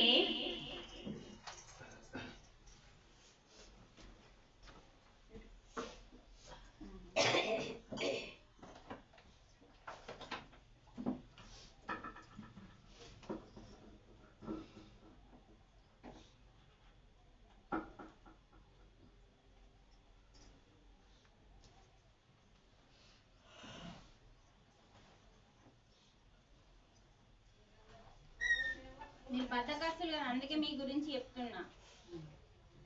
మనం బద్దకస్తులుగా భూమి మీదకి రాలేమండి. మనకు అంత శక్తిని పెట్టిండు పరమాత్మ. అమ్మ స్త్రీ అంటే ఇలా రాస్తారు, రాయడం వచ్చిన వాళ్ళకి తెలుస్తాయి కానీ రాయడం రాని వాళ్ళకి తెలియదు. స్త్రీ అనే ఈ యొక్క అక్షరంలో ఎంతో అంతరార్థాన్ని పెట్టిండండి. ఏంటిదో తెలుసుకుందాం. స్త్రీ అంటే చూడండి, ఇక్కడ నేను ఇట్లా చంద్రవంకలాగా పెట్టిన కదా, దాని పేరు రావొత్తు, అంటే రజోగుణం. కింద ఇలా పెట్టిన కదా చెంచెలాగా, దాన్ని తావొత్తు అంటారు, అంటే తమో గుణం. ఇక్కడ ఇది సావొత్తు అంటారు, దాన్ని సత్వగుణము అంటారు. అంటే ఇక్కడ మనకు చెప్పిన అర్థము అంతరార్థము యోగులు మనకేం చెప్పిందంటే, స్త్రీ ప్రతి పనిలో స్త్రీ ముందుండాలి, ప్రతి చోట స్త్రీ చేతు పడాలి. ఎందుకంటే స్త్రీలో తమో గుణం ఉండదు, రజో గుణము ఉండదు, స్త్రీలో సత్వగుణము ఉండదు. స్త్రీ ఎప్పుడు పని చేసుకుంటూ ఉంటూ కూడా తాను ఏ రోజు అలసిపోదు అని. అలాగే సత్వగుణము ఇది కూడా దాటిన స్థితి, అంటే కుంభకర్ణుని గుణము, రావణాసురుని గుణము, విభీషణుని గుణము కలిపి 3 గుణాలని తమో గుణము, రజో గుణము, సత్వగుణము అంటారు. సత్వగుణం అంటే కొంచెం బెటర్ అన్నట్టు, అంటే కొంచెం భక్తి భావాలు నీనా అన్నది కాకుండా పర్వాలేదు. రజోగుణం అంటే మీరందరు నా మాటని వినాలి, ఇంట్లో చుట్టాలు కూడా వినాలా, అందరు నా మాటని వినాలా, అన్ని నాకే కావాలా అన్న గుణం ఏదైతే ఉందో దాని పేరు రజోగుణం. అది మన లోపల ఆల్రెడీ ఉంది. ఎందుకు ఉంది మరి? స్త్రీ అని మనం భూమి మీదకి వచ్చినా ఎందుకు ఉంది అంటే, మనం ఎంబీబీఎస్ చదువుతలేం కాబట్టి. అర్థమైందా? మరి ఇక్కడ ఇంకొకటి పైన ఉంది చూడండి, గుడి దీర్ఘంతో దాన్ని మనం స్త్రీ అని ఒకసారి మనం పలికినప్పుడు లాస్ట్ కు ఈ అని వస్తుంది చూడండి, స్త్రీ ఈ అని వస్తుందా? ఈ అంటే ఈశ్వర తత్వము, అంటే ఈ 3 గుణాలు దాటిన స్థితి పేరే ఈశ్వర తత్వము. అంటే ప్రతి స్త్రీలో ఏముంది అంటే ఆ ఈశ్వరుడు, అంటే ఈశ్వరుడు అంటే శంకరుడు కాదు, మళ్ళా పార్వతీ శంకరుడు కాదు. అంటే ఏ దేవుడైతే ఒక్కోడు అని చెప్పుకుంటున్నామో, రూపం లేని దేవుణ్ణి సర్వాత్మని అంటున్నామో, అతను ఈశ్వరుడు. అతను యొక్క స్థితి నీ లోపల ఉంది అని చెప్పి మనకి శాస్త్రాలలో ఈ స్త్రీ గురించి వివరించడం జరిగింది. అంత గొప్ప గుణమున్న మనము బద్ధకస్తులుగా మారడానికి కారణం అజ్ఞానం. చూడండి, ఇంత అర్థం ఉన్న ఈ స్త్రీలో స్త్రీ ముందండాలని పత్రికాలు తెలుసుకొని, సత్యాన్ని తెలుసుకొని మనకి బోధించి, స్త్రీ ముందు ఉంటేనే ఈ లోకం ముందు ఫస్ట్ ధ్యాన జగత్తు, సాకార జగత్తు, పిరమిడ్ జగత్తు అవుతుందని ముందు పెట్టిండు. కొన్ని మహిళా ధ్యాన చక్రాలు పెట్టిండు. కానీ ఆ స్త్రీ తెలుసుకోవాల ఫస్ట్, ఆ మమ్మల్ని ముందు పెట్టిండు కదా అని చెప్పి మనం అహంకారం తెచ్చుకుంటే ఆ సొసైటీ పతనం అవుతుంది. ఏ స్త్రీనైతే ముందు పెట్టి సొసైటీని ముందుకు తీసుకెళ్లాలని అనుకున్న ఆ మహానుభావునికి 100% సత్యం మన పిఎస్ సిస్టమ్ లో ఉండాలని అహర్నిశలు కష్టపడ్డ మహానుభావునికి ఇలా మనం యజ్ఞాలు చేయాలి. అహంకారంతో కాదు, అణిగి మణిగి ఇలాంటి యజ్ఞాలు చేస్తే ఆటోమేటిక్ గా గ్రామము జ్ఞానమయం అయిపోతుందా కాదు చూడండి. అందుకని మన లోపల ఏ తత్వం ఉంది అంటే ఈశ్వర తత్వం, సాక్షాత్తు పరమాత్మ తత్వము మన లోపల ఉందని ఈ పదం చెప్తుందండి. మరి మనం ఎంత గొప్ప వాళ్ళమో మన గురించి మనం తెలుసుకోకపోతే మనం మరుగున పడిపోతున్నాం. మన మీద పెత్తనం చెలాయిస్తున్నారు, మనల్ని మనమే అహంకారంగా మారుస్తున్నాం. మన మీద పెత్తనం చెలాయించేది ఎవరో కాదు, మరొక ఆడిదే. ఒక్కొక్కరు చూడండి, ఒక్కొక్క ఆడల మీద ఇంకొక ఆడల మీద పెత్తనాలు ఎలా సాగుతున్నాయో. అంతేందుకంటే మన సింపుల్ గా మన ఇల్లే చాలు, మన కొంపనే చాలు. అత్త అంటే కోడలు, కోడలు అంటే అత్త, యారలంటే ఆడబిడ్డ, ఆడబిడ్డ అంటే యారలు. ఇంకేం కావాలా నాశనం కావడానికి? అందుకే ప్రతి తల్లి ఫస్ట్ నేర్చుకోవాల్సింది ఏంటంటే బిడ్డకి పెళ్లి చేసేటప్పుడు బిడ్డకి ఏం నేర్పాలి? ముందు పెళ్లి చేయొద్దు, ఏం నేర్పాలి? తల్లి నేను ఇక్కడ ఒక అమ్మనున్నాను, అక్కడ ఇంకో అమ్మ ఉందని చెప్పాలి. ఆ అమ్మ పేరే అత్తమ్మ. ఎవరు నేర్పుతున్నారు? ఎవరు నేర్పుతారంటే ఎంబీబీఎస్ చదివిన వాళ్ళు నేర్పుతారు. అన్నింటికీ మూల కారణం ఎంబీబీఎస్. మరి ఎంబీబీఎస్ చదవాలంటే ఫస్ట్ అవి మన ఇంట్లో ఉండాలి గ్రంథాలు. ఎంతమంది కొంటారు చేతులు ఆవటానికి? కొంటేనే చేతులు ఆవటాలు. మన ఇక్కడ అబద్ధం ఆడది. ఇది ముందే భగవద్గీత జ్ఞాన యజ్ఞం ఇక్కడ జరిగేది. మేడం మేము ఏం కొనము కానీ ముందైతే ఎంబీబీఎస్ కొంటాము, తప్పకుండా హాల్లో పెడతాము, తప్పకుండా మేము చదవడం స్టార్ట్ చేసి మా పిల్లలకి నేర్పిస్తాము అన్న వాళ్ళే నాకు గురు దక్షిణ ఇచ్చినట్టు. ఈరోజు ఒక్కసారి చేతులు ఆవటండి, ఎవరు కొంటారు? Thank you sir. ఒక్క మాస్టర్ చేతులు లావట్టండి. మేడం ఇప్పుడు ఇప్పటిదాకా ఎందుకు లావట్లేదు, ఇప్పుడు ఎందుకు లావట్లేదు? అదే చెప్పండి, ఏం ఆలోచించండి. టైం ఉండదా? చదవడము అన్ని వస్తుందండి. ఇందాక పొన్నారిలో, మా ఆదిలాబాద్ డిస్టిక్ పొన్నారిలో చదువు రాని మామూలు మనిషి చదివింది మీకు చదువు వస్తుంది మేడం. నేను చెప్పిన అచ్చ తెలుగులో ఇచ్చిండు భగవద్గీతని పత్రిసార్. అంటే ఇంత క్లాస్ని కూడా ఎంబీబీఎస్ అంటే ఏందండి? డాక్టర్ అయిపోవడం కాదు కదేమన్నా. డాక్టర్ కావాలంటే కష్టాలు ఎక్కువ, చదవాలి పుస్తకాలు. 1000 పుస్తకాలు చదివితే నువ్వు డాక్టర్ అవుతావు, కానీ ఒకే ఒక పుస్తకం చదివితే నువ్వు పరమాత్మవైతావు. డాక్టర్ గొప్పనా పరమాత్మ గొప్పనా? 1000 పుస్తకాలు మీకు కావాలంటే డాక్టర్ వాళ్ళని ఉన్నారా ఊళ్ళో అయినా తీసుకెళ్ళండి. 1000 పుస్తకాలు ముంగట పెట్టి చదివితే వాడు డాక్టర్ అవుతాడు. మళ్ళీ ఎన్ని రోజులు కావాలి, ఎన్ని సంవత్సరాలు కావాలి? కానీ నువ్వు రోజు భగవద్గీతని చదివితే, ఆచరిస్తే నువ్వే పరమాత్మగా మారుతావని గీతలో చెప్తున్నా. ఎందుకంటే నీకు బ్రహ్మ జ్ఞానం వస్తుంది. బ్రహ్మ జ్ఞానం వచ్చిన ప్రతి ఒక్కళ్ళు బ్రహ్మలే. అంటే నేనేమన్నా నాటకం వేయడానికి వచ్చినట్టు కనబడుతున్నానా? మీకేం నేర్పుతున్నా నేను? అసలు సత్యం, వాస్తవాలు. అమ్మా సత్యం అంటే ఆధ్యాత్మికం, నిజం మాట్లాడడం అంటే ప్రాపంచికం. నువ్వు మాట్లాడే నిజం ఇక్కడ కనబడుతుంది కానీ సత్యం కనిపించదు. అది ఒరిజినల్, దాని పేరే ఆత్మ. ఇందాక నేను మాకు వాళ్ళు అడిగిన సత్యం అంటే ఏంటిదంటే నిజం మాట్లాడన్నారు. నిజం మాట్లాడమే, కానీ అది ప్రాపంచికం వరకే ఆగిపోయింది. కానీ అసలు సత్యం అంటే ఏంటిదంటే అబద్ధాలు ఆడకపోవడం కాదండి, అది కనిపిస్తుంది. నువ్వు అబద్ధాలు ఆడినా నిజం మాట్లాడినా కనిపిస్తుంది, కానీ సత్యం కనబడదు. ఆ సత్యం పేరే ఆత్మ. ఎన్నటికీ నాశనం కానిదే ఆ సత్యము, శాశ్వతంగా ఉండిపోయేది. నువ్వు ఉండవు, నేనుండా, ఇల్లు ఉండదు. అంటే నేనంటే శరీరం ఉండదు, నేనుంటా కానీ నా శరీరం ఉండదు. నేను సత్యం, నేను శాశ్వతం, నేను నిత్యం. ప్రతి ఒక్కళ్ళం కూడా సత్యమే. మనలో ఉన్న శక్తే ఆత్మ, అది సత్యం. ఆ ఆత్మ భూమి మీద నిలవలేదు కాబట్టి ఈ శరీరం తీసుకొని వచ్చినామండి. భూమి మీద కాళ్ళు నిలబడేయండి ఆత్మయ్య. తను ఏది పట్టుకోలేదు ఆత్మ భూమి మీద, శరీరం ఉంటే తప్ప. ఎందుకంటే ఈ శరీరము మాయనే, ఈ భూలోకము మాయనే. మాయ లోపలికి మాయనే వస్తుంది కానీ ఒరిజినల్ వస్తుందా చెప్పండి? మాయ అనే భూలోకానికి మాయ ఉంటేనే నిలబడతారు. కానీ ఆ ఆత్మ ఏంది? సత్యం కదా, అది ఇక్కడ నిలబడలేదు. అందుకే తన లోకానికి వెళ్ళిపోవాలి. మరి మళ్ళీ ఈ లోకానికి రావాలంటే ఇలాంటి ఒక బట్టలు అనే ఒక శరీరాన్ని దొరుకుకొని రావాలి ఆత్మ. వ్యాస భగవానుడు చెప్పిండు, ఈరోజు ఒక చీరని కట్టుకొని మనం ఎలా దుస్తువులని చేంజ్ చేస్తామో, జన్మ జన్మకి మనం శరీరాన్ని చేంజ్ చేస్తూ ఉంటాం. కానీ మనకి ఎప్పుడు మరణం అనేది లేదు అని చెప్పి. మరి ఎవరు కొంటారు అంటే ఒక్కరు కూడా చేతులు ఆడలేరంటే మీ మీద మీకు నమ్మకం లేదు పూర్తిగా.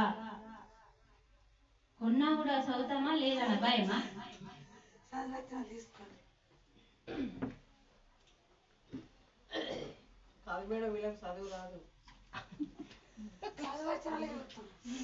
ఎంతమంది చదువుకున్న వాళ్ళు ఒకసారి చేతులు ఆడటం, ఇప్పుడే చేతులు ఆడటం. చదువుకున్న వాళ్ళు అందరూ చేతులు ఆడాలా?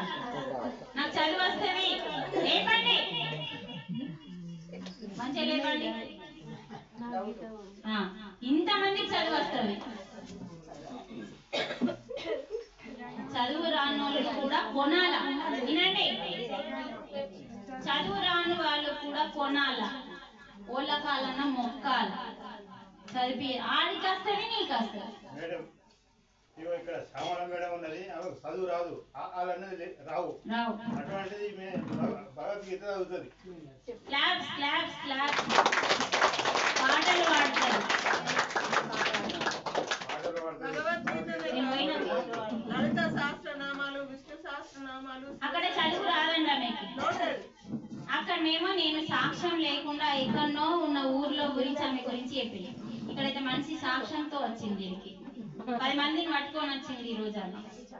అంటే మనం ఆలోచించాలి, నాతోని కానిదంటూ ఏదీ లేదు అని పరమాత్మ మనని సృష్టించిండండి.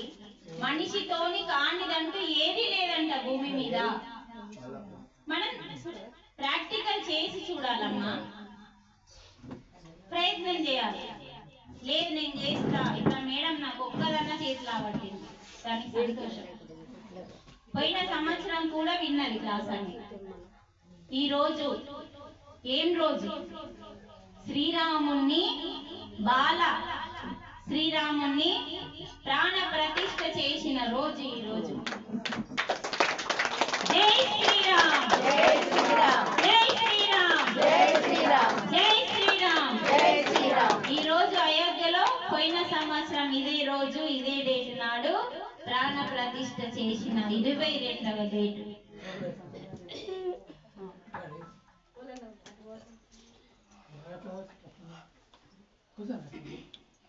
పత్రం, పుష్పం, ఫలం, తోయం. శ్లోకం విన్నారా? ఏమడుగుతున్నాడు మిమ్మల్ని కృష్ణుడు? భక్తితో పూజ చేయమని. భక్తితో పత్రాన్ని, పుష్పాన్ని. అసలు భక్తి అంటే ఏంటిది? భక్తి అంటే పసుపు కుంకుమ విగ్రహమేనా? నీ గుండెలో నిండా పసుపు కుంకుమ వేయాల్సిన అవసరమే లేదు.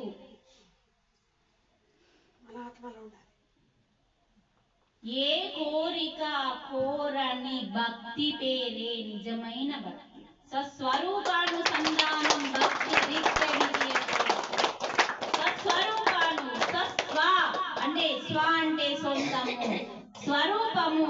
సస్వరూపానుసంధానం అనుసంధానం నీ స్వరూపముతో అనుసంధానమవు నీ స్వరూపంతో కలిసిపోవడమే భక్తి రీత్య విధీయతే అని అన్నమాచార్యులు ఆదిశంకరాచార్యులు అందరూ చెప్పారు. అంటే నీతో నువ్వు ఉండడమే ఇంత గొప్ప సత్యాన్ని చెప్పిందండి. సనాతన ధర్మం నుంచి చెప్పే ఒక సత్యం ఏంటంటే ఈ దేహమే దేవాలయం అని చెప్పిండు. దేహమే దేవాలయము, జీవుడే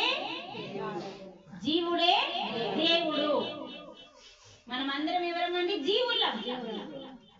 జీవుళ్ళుగా భూమి మీదకి వచ్చిన ఫస్ట్ మనం దేవుళ్ళమే, కానీ జీవుడిగా భూమి మీదకి వచ్చిన దేవుడి నుండి విడిపడిన అంశాత్మ అమ్మ కడుపులో ఉన్న ఒక బొమ్మలో చేస్తే జీవాత్మగా మారింది. ఈ జీవాత్మ మళ్ళా పూర్ణాత్మ కావడానికి, అనుభవాలు పొందడానికి ఈ భూలోకం అనే పాఠశాలకి దిగొచ్చింది. భూలోకం అంటే ఏంటిదండి? పాఠాలు నేర్చుకునే పాఠశాల. ఆ పాఠశాల మన ఇంట్లో కూడా ఉంది. అత్త దగ్గర ఇది నేర్చుకో, మామ దగ్గర ఇది నేర్చుకో, కోడల దగ్గర ఇది నేర్చుకో. మన ఇల్లంతా నేర్చుకునేదందుకే ఈ బంధాలను కట్టుకొని వచ్చిన. బంధాలంటే ఎందుకు అనుకుంటున్నారు? ఓ నేను కన్నా నా కొడుకు నా మాట తినాలి, నా కోడలు మాట తినద్దని ఈ కొంగు కట్టుకుంటాం కొడుకుని. ఎంత పెద్ద కర్మనో తెలుసా? అసలు పెళ్లి చేసినావంటే నీ బాధ్యత తీరిపోయింది. అలా జోలికి వెళ్ళద్దు నువ్వు. ఎందుకంటే వానికి ఒక సంసారం అనేది ఉంది, భార్య పిల్లలు, వాంది ఒక సంసారం. పెళ్లి చేసేంత వరకు నీ ధర్మం వాన్ని సక్రమంగా పెంచింది. మీరు ఆలోచించండి ఒకసారి.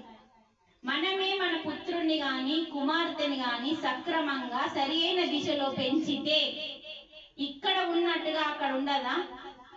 మనం పెంచిన మాల ఫస్ట్. మరి తప్పు వచ్చిన కోడలంట, పెంచిన తల్లిదండ్రులేదు తప్పని నేనంట. మీరేమంటారు? మాట్లాడండి. మనమే చిన్నప్పటి నుంచి పాలిచ్చేటప్పటి నుంచి పెంచేటప్పటి నుంచి మనము వానికి సరి అయిన బుద్ధులు నేర్పించాలి. అరే నువ్వే తినరా వాళ్ళకి ఇయ్యకు. మనం ఏ రోజు వానికి సత్యాన్ని నేర్పినామండి? సరైన మార్గంలో నేర్పినాము. మనం ఎందుకు పాలిచ్చేటప్పుడు ఎందుకు మనకు అలా చెప్పిందండి? ఒకటి పాలు అయితే ఒకటి అమృతం అండి. మన లోపల నుంచి వచ్చే పాలు ఒక సైడ్ నుంచి పాలు వస్తే ఒక సైడ్ నుంచి అమృతం అని చెప్పిండు. ఆ అమృతాన్ని తాగిన ఆ పసిగుడ్డు నిన్ను మాత్రమే దైవంగా భావిస్తాడు తప్ప ఎవ్వరి దగ్గరికి వెళ్ళాడండి. మరి అలాంటి బిడ్డకి నువ్వెంత అన్యాయం చేసినావో చెప్పు. అసలు ఏ బిడ్డ అయితే సక్రమైన స్థితిలో లేడో తప్పు మంది కానే కాదు. నువ్వు చిన్నప్పటి నుంచి నేర్పమని నీకు మాతృదేవోభవ అని సృష్టిలోనే ఫస్ట్ స్థానం పెట్టిండు తల్లికి. అన్నిటికీ తలకాయలు ఊపుతాం, కానీ మనం మారడం కోసమే ధ్యానం. మన గుణం మారడం కోసం. మన గుణం మారది. చెప్పాను కదా, కోడలు వచ్చా అంటే ఏడాడు అటు పోతాడో ఏమో అని మనం కొంగు కట్టుకోవడానికి ప్రయత్నం. మనకి ఇంత బుక్కెడు బూవ పెట్టి మనకు మర్యాద ఇస్తే చాలు. ఇంతకన్నా ఇంకేమన్నా అన్నా? ప్రతి స్థాయి మనకు వస్తుందండి. ఒకనాటి కోడలు మరొక నాడు అత్తే. తప్పదు. తిప్పలు. అందుకనే ఆశ్రమాలు ఉంటున్నాయి, అనాథాశ్రమాలు ఉంటున్నాయంటే అక్రమ సంబంధాల ద్వారా ఆశ్రమాలు అనాథంగా వస్తున్నాయి. అదే అక్రమంగా నేను ఎందుకు ఉండాలి, సక్రమంగా ఉంటే అనాథాశ్రమాలు ఎందుకు వస్తాయి? ఆ బుద్ధి వాళ్ళ దగ్గర లేదు కాబట్టి. ఆ బుద్ధి లేకపోవడానికి కారణం ఫస్ట్ తల్లి, తర్వాత తండ్రి, తర్వాత గురువు. వీళ్ళు ముగ్గురే మనకు నేర్పేటోళ్ళు. అందుకని ఆశ్రమము నువ్వు పోతున్నావు అంటే నీ కోడల్ని తిట్టే హక్కే నీకు లేదు. ఫస్ట్ నీ కొడుకు మాట్లాడాలి కదా. అక్కడ నీ కొడుకు మాట్లాడతలేడు, బానిస అయిందంటే నీ కొడుకు బుద్ధి జ్ఞానం ఉన్నదా? నువ్వు నేర్పలే. పాపం ఎలా వస్తుంది? అప్పుడు ఆ బిడ్డని పెంచిన నీ కోడల్ని పెంచిన తల్లి నానాలి, నీ కోడలు నానే అనద్దు. ఇది మనం సత్యం అండి. ఇది ఇప్పుడు శ్లోకంలోకి వెళ్దాం. ఇందాక ఈ పాడిన శ్లోకం గురించే నుంచి అక్కడికి వెళ్ళినాం మనం.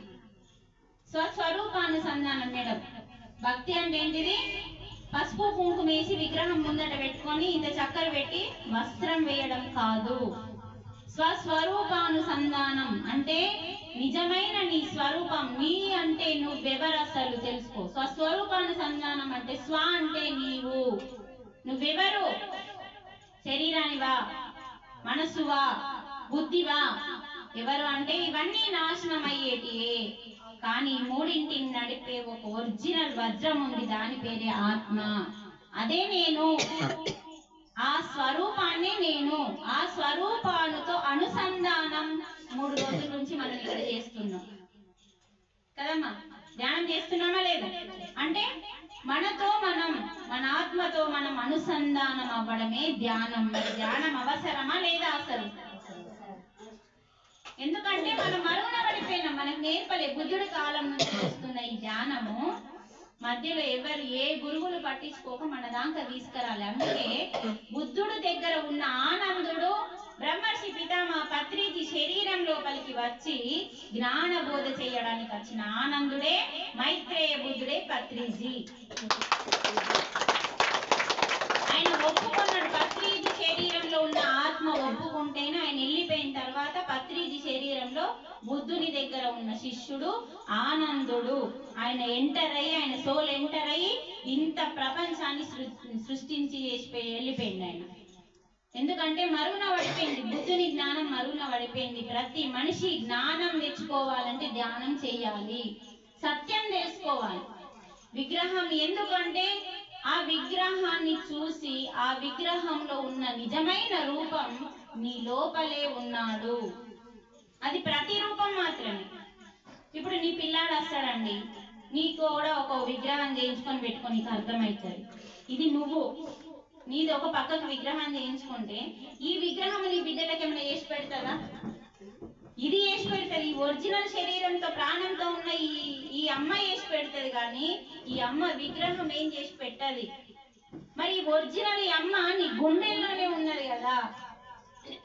మనం విగ్రహం ముందట నిలబడి మొత్తుకుంటున్నాం, తప్పు కాదు. అక్కడ ఆ వైబ్రేషన్ లో ఉండి మీరు సాధన చేస్తే ఆ సత్యం అర్థమవుతుంది. పరమాత్మ ఆత్మగా ఉన్నాను, అన్నింటిలో ఉన్నాడు. దేవుడు లేడని చెప్పడం కాదండి, దేవుడు ఉన్నాడు. ఎక్కడున్నాడు? అంతటా, అన్నింటిలో, అంతటా ఉన్నాడు, కానీ కదలడు. ప్రతి బిల్డింగ్ లో ఉన్నది చైతన్యం. ముసుక, ఇసుక, కంకరు, సిమెంట్, ప్రతి అణువణువులో పరమాత్మ జడంలో ఉన్నాడు. కుర్చీలో ఉన్నాడు, బల్లలో ఉన్నాడు. సాక్ష్యం చూపించింది కదా, జడంలో ఉన్నాడు, కదలడు. కానీ అందరిలో ఉన్న పరమాత్మ కదులుతున్నాడు. అందులో ఉన్న ప్రాణమే ఆ పరమాత్మ. తల్లి గర్భంలో ఉన్న ఈ పిండి ముద్దకి ప్రాణం పోసిన పరమాత్మే తనే ప్రాణంగా నీ లోపలికి వచ్చిండు. మీరేమో సగం సగం విని సగం అర్థం చేసుకుని దేవుడు లేడని చెప్తారు, పిఎస్ఎస్ఎం వాళ్ళని చెప్తారు. దేవుడు లేడంటే ఈ భగవద్గీత ఎందుకు పట్టుకొని తిరుగుతామండి? లేడు కాదు, ఉన్నాడు. ఎక్కడ? నీ లోపల, నా లోపల, కోడి లోపల, మేక లోపల, భూమి మీద ఉన్న ప్రతి జీవిలో పరమాత్మ ఉన్నాడు. కోడిని తింటే బలం అంట. కోడి ఏం తింటుందో మరి? ఇన్ని నువ్వులిత్తులు, ఇన్ని మక్కిత్తులు, ఇన్ని వడ్లిత్తులు. మక్కిత్తులకి, వడ్లిత్తులకి, అవి నువ్వులిత్తులకి కోడికి అంత బలం. కోడికి అంత బలం అయితే అవి నువ్వు కూడా తింటే నీకు బలం వస్తాయి. కోడిని తినన్నా? కోడిని తింటే బలం అని ఎవడైతే మూర్ఖుడు చెప్పిండో ప్రూఫ్ ఏమని చెప్పండి. ప్రూఫ్ మంతెన సత్యనారాయణ చేసిండండి. మంతెన సత్యనారాయణ పేరు విన్నారా?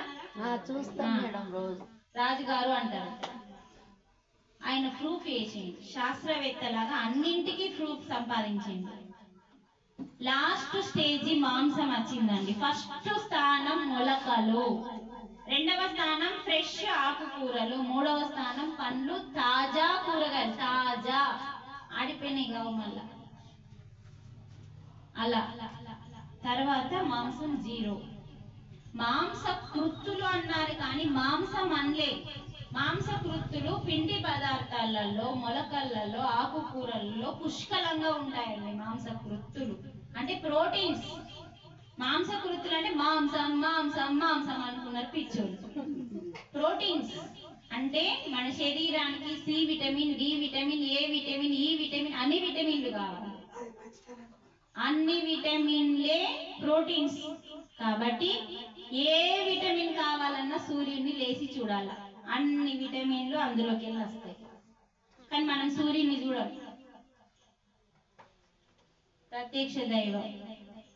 అందుకని ఏ కోడిని ఏ మేకని మనం తింటామో మన యొక్క మైండ్, బ్రెయిన్ మొద్దుబారిపోతుంది అని ప్రూఫ్ అయింది. అందుకే చదువుకునే పిల్లలకి నాన్ వెజ్ పెట్టద్దని చాలా చాలా ఆశ్రమాలు పుట్టినాయండి ఇప్పుడు కొత్తగా.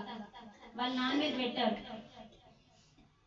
మనం ఏమంటాం, తినరా తినరా అనుకుంటా బలం. నీకు అసలు ఎంత వరకు తెలుసు అది సత్యం? కోడిని తింటే బలం, మేకలు తింటే బలం. అవేమో చచ్చిపోయినాక తింటున్నాం. చచ్చిపోయింది మురిగిపోతుంది. నేను చచ్చిపోతే నన్ను అయితే ఉంచుకోరు. కోడి చచ్చిపోయిన సుఖ 2 రోజులు ఉంచితే అది కూడా మురిగి పడుతుంది. మురిగిపోయేది ఎలా బలం? ఆగండి, మధ్యలో మాట్లాడద్దు.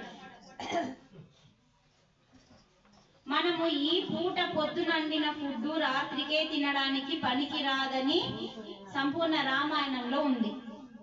సంపూర్ణ రామాయణం. అందుకే లాస్ట్ MBBS లో ఎస్ అది.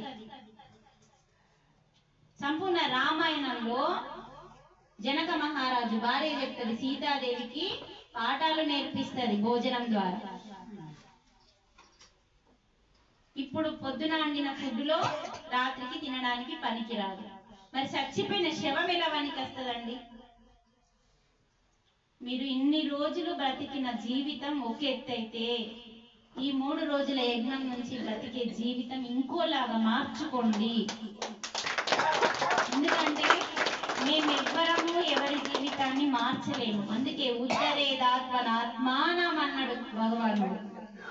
ఎవరిని వారే మార్చుకుంటారు, ఉద్ధరించుకుంటారు. కానీ మేడం వచ్చి ఉద్ధరించది, గురువు వచ్చి ఉద్ధరించడు, దేవుడు కూడా వచ్చి ఉద్ధరించడు. ఎందుకంటే మొత్తం నేను ఎత్తిమిని పెట్టేసి అన్ని ప్రాణం పోసిండు, శ్వాసనిచ్చిండు, విచక్షణ జ్ఞానం ఆలోచించే శక్తిని కూడా ఇచ్చిండు. ఏది సత్యము ఏది అసత్యం మనకు తెలియదా? తెలుసు. కానీ మనకు అసత్యం అంటే అధర్మ. మన ఎవరిలాగా? దుర్యోధనులాగా. ఏమంటాడు ఆయన? ధర్మం అంటే నాకు తెలియదా, కానీ నాకు అది నచ్చది అన్నాడు. సేమ్ మనలాగా. నాకు అధర్మం అంటేనే ఇష్టం అన్నాడు. అందుకే సచ్చిండు. సేమ్ మనం అలాగే ఉన్నాము. ఒక్కసారి ఈ శ్లోకం వినండి.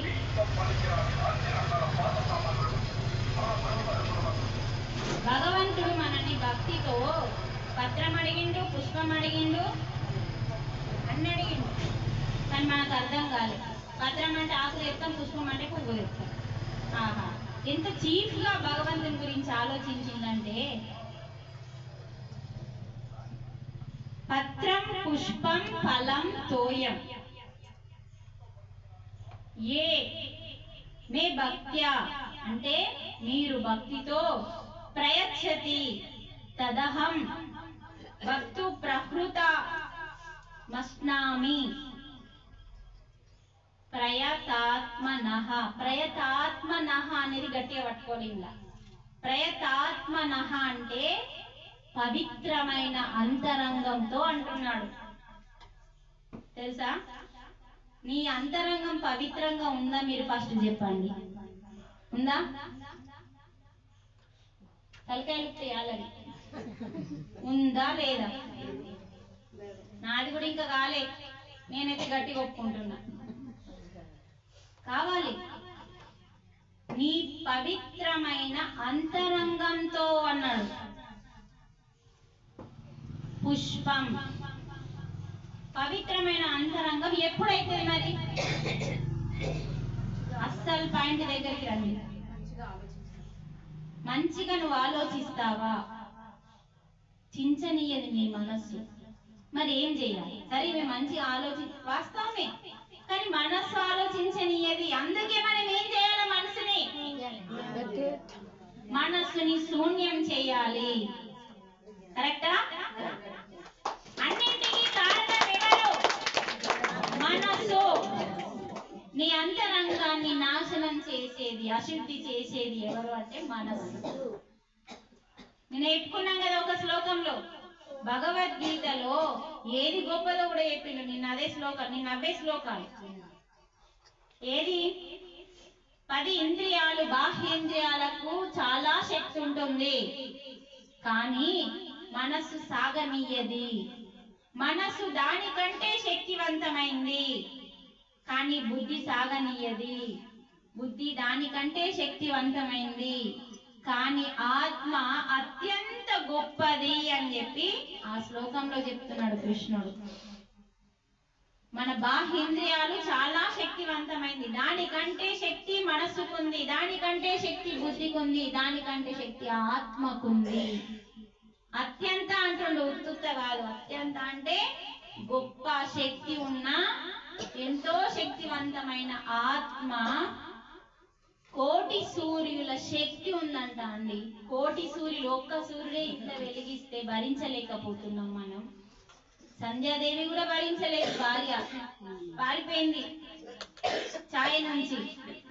సూర్య భగవానుని భార్యనే భరించలేదు. మరి అంత ఒక్క సూర్యునికి అంత శక్తి ఉంటే ఆత్మకి కోటి సూర్యుల ప్రకాశం ఉందంట. ఆ ప్రకాశమే పరమాత్మ. కోటి సూర్యుల ప్రకాశమే పరమాత్మ, భగవంతుడు, సర్వాత్మ. అంత శక్తి.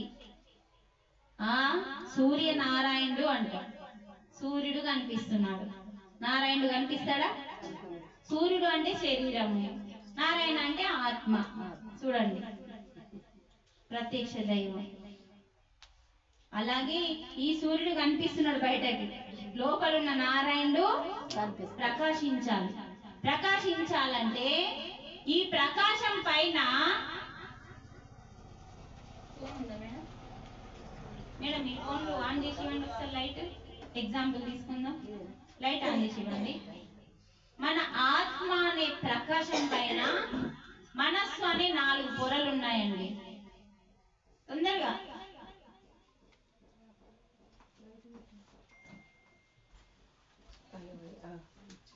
మనస్సు అనే 4 పొరలు ఏంటి అంటే, ఒక మనస్సు చంచలం, ఇంకో మనస్సు నిశ్చలం, మూడవ మనస్సు నిర్మలం, నాలుగవ మనస్సు శూన్యం. ఇలా 4 పొరలు ఆత్మపై పడి ఉన్నాయండి. ఆత్మ ప్రకాశిస్తుంది అప్పుడు. అందుకని ఇగో ఇది ఆత్మ అండి. ఇప్పుడు నేను ఎడికెళ్ళాలి, అందుకని లైట్ చూపిస్తున్నా. ఈ ఆత్మ అనే ప్రకాశం పైన ఇలా మనం ఒక పొర వేస్తే కనిపిస్తుంది కొంచెం లైట్ గా. ఇలాకి ఇలా కొంచెం తేడా ఉంది కదా. ఇలా మనం 4 స్టెప్స్ వేస్తే పూర్తిగా కనిపించదు. కొంచెం కాటన్ క్లాత్ అట్లాంటివి తీసుకుంటే, అంటే ఈ ప్రకాశించే ఆత్మని కనిపించకుండా పొరల పైన పొరలు, మనస్సు అనే పొరలు ఉన్నాయి. మరి శ్వాస అనే ఒక శక్తి, అద్భుతమైన ప్రాణశక్తి అండి. శ్వాస అంటే ఏంటిది?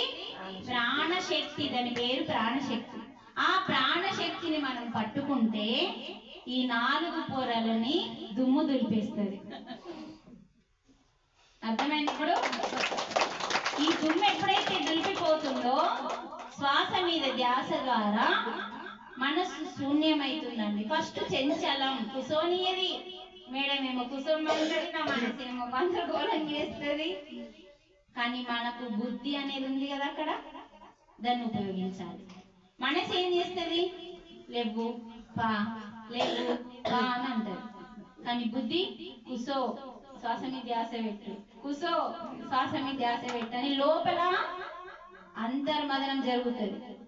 జరిగిందా లేదా? మనస్సేమో బయట పొమ్మంటారు ఆలోచనల రూపంలో.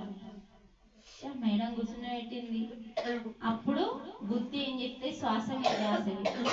అంటే మనం ఏం ఉపయోగించాలా, బుద్ధిని ఉపయోగించుకోవాలా ధ్యానంలో.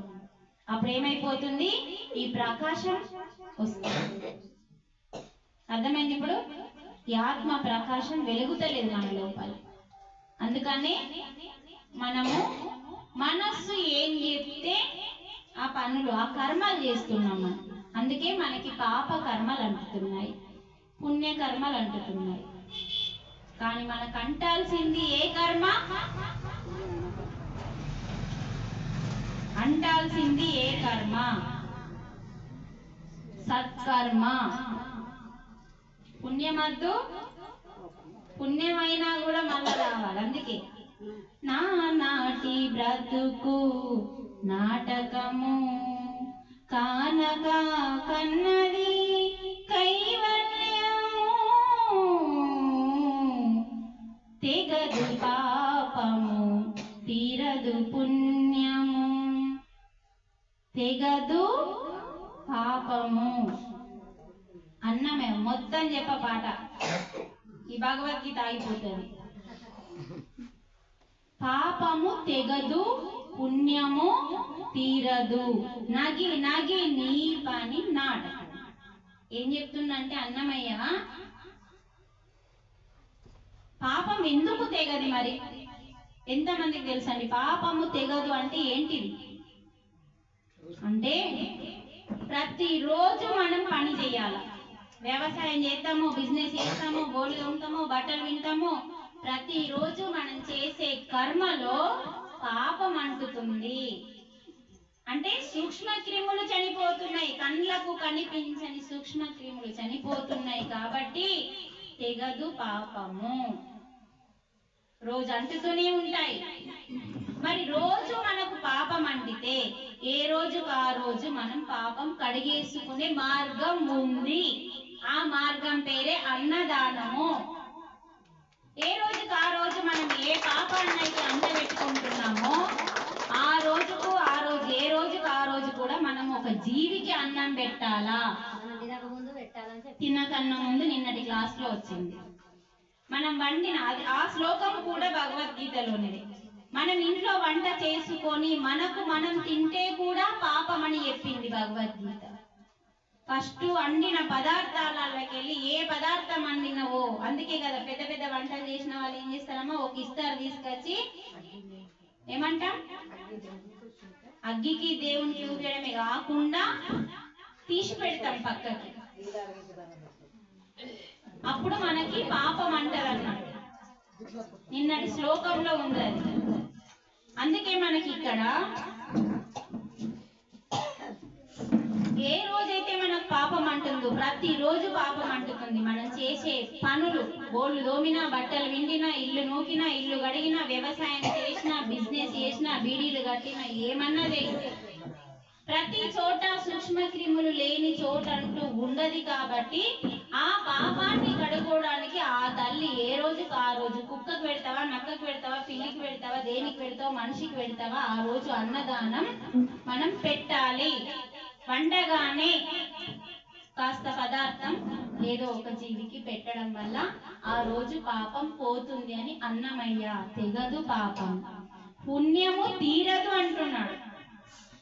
పుణ్యము తీరదంటే నాకు కోట్లు ఆస్తుందండి, నేనేమో దానాలు చేయటందుకు రోజు బంద్ ఉండదు నా దానం. నా దానం జరుగుతుంది, ఆస్తి ఆగుతుందా? నీకు ఎన్ని కోట్లున్నా రోజు దానం చేసుకుంటూ పోతే ఆస్తి ఏమైతుంది? కరిగిపోతుంది. అందుకే దీనికంటే గొప్పదైన కర్మ ఉంది. ఆ కర్మ పేరే సత్కర్మ. ఆశించకుండా జనాలలోకి వెళ్ళి ఆశించకుండా చేసే కర్మనే సత్కర్మ. ఇప్పుడు ఇక్కడ మనం ఏం చేస్తున్నాం? లోక కళ్యాణం కోసం చేసే కర్మనే మళ్ళా చేస్తున్నాం లోక కళ్యాణం కోసం. కానీ నాకేమత్తది అన్న భావంతో ఏ కర్మ అయితే చేస్తామో దానికి ఫలితం ఉండదు అంటున్నాడు. అంటే చెయ్యు కానీ ఏమీ ఆశించకుండా నిస్వార్థంగా, లేపు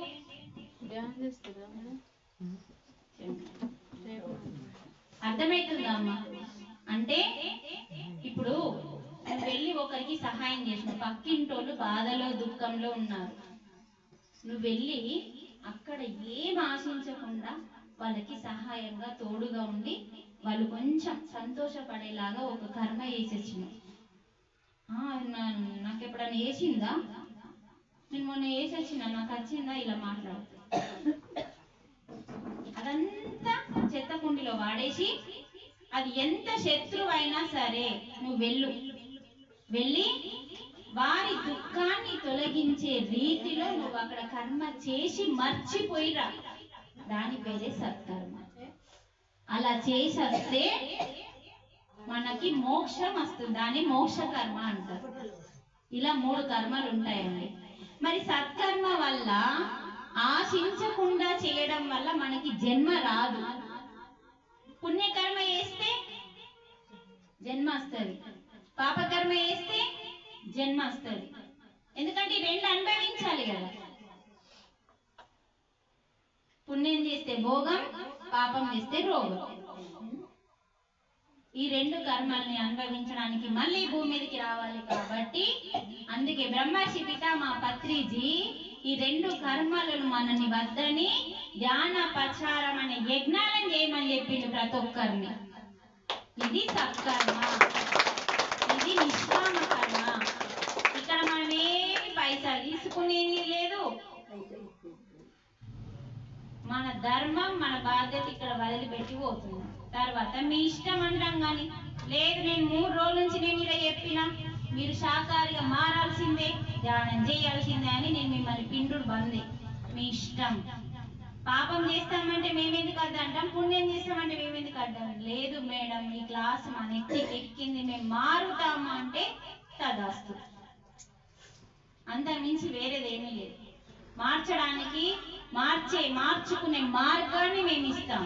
మార్చుకునే మార్గాన్ని మాత్రమే ఇవ్వడం, చెప్పడం. మాంసాహారం తింటే ఇలా పాపం, శాకాహారం తింటే ఇలా పుణ్యం.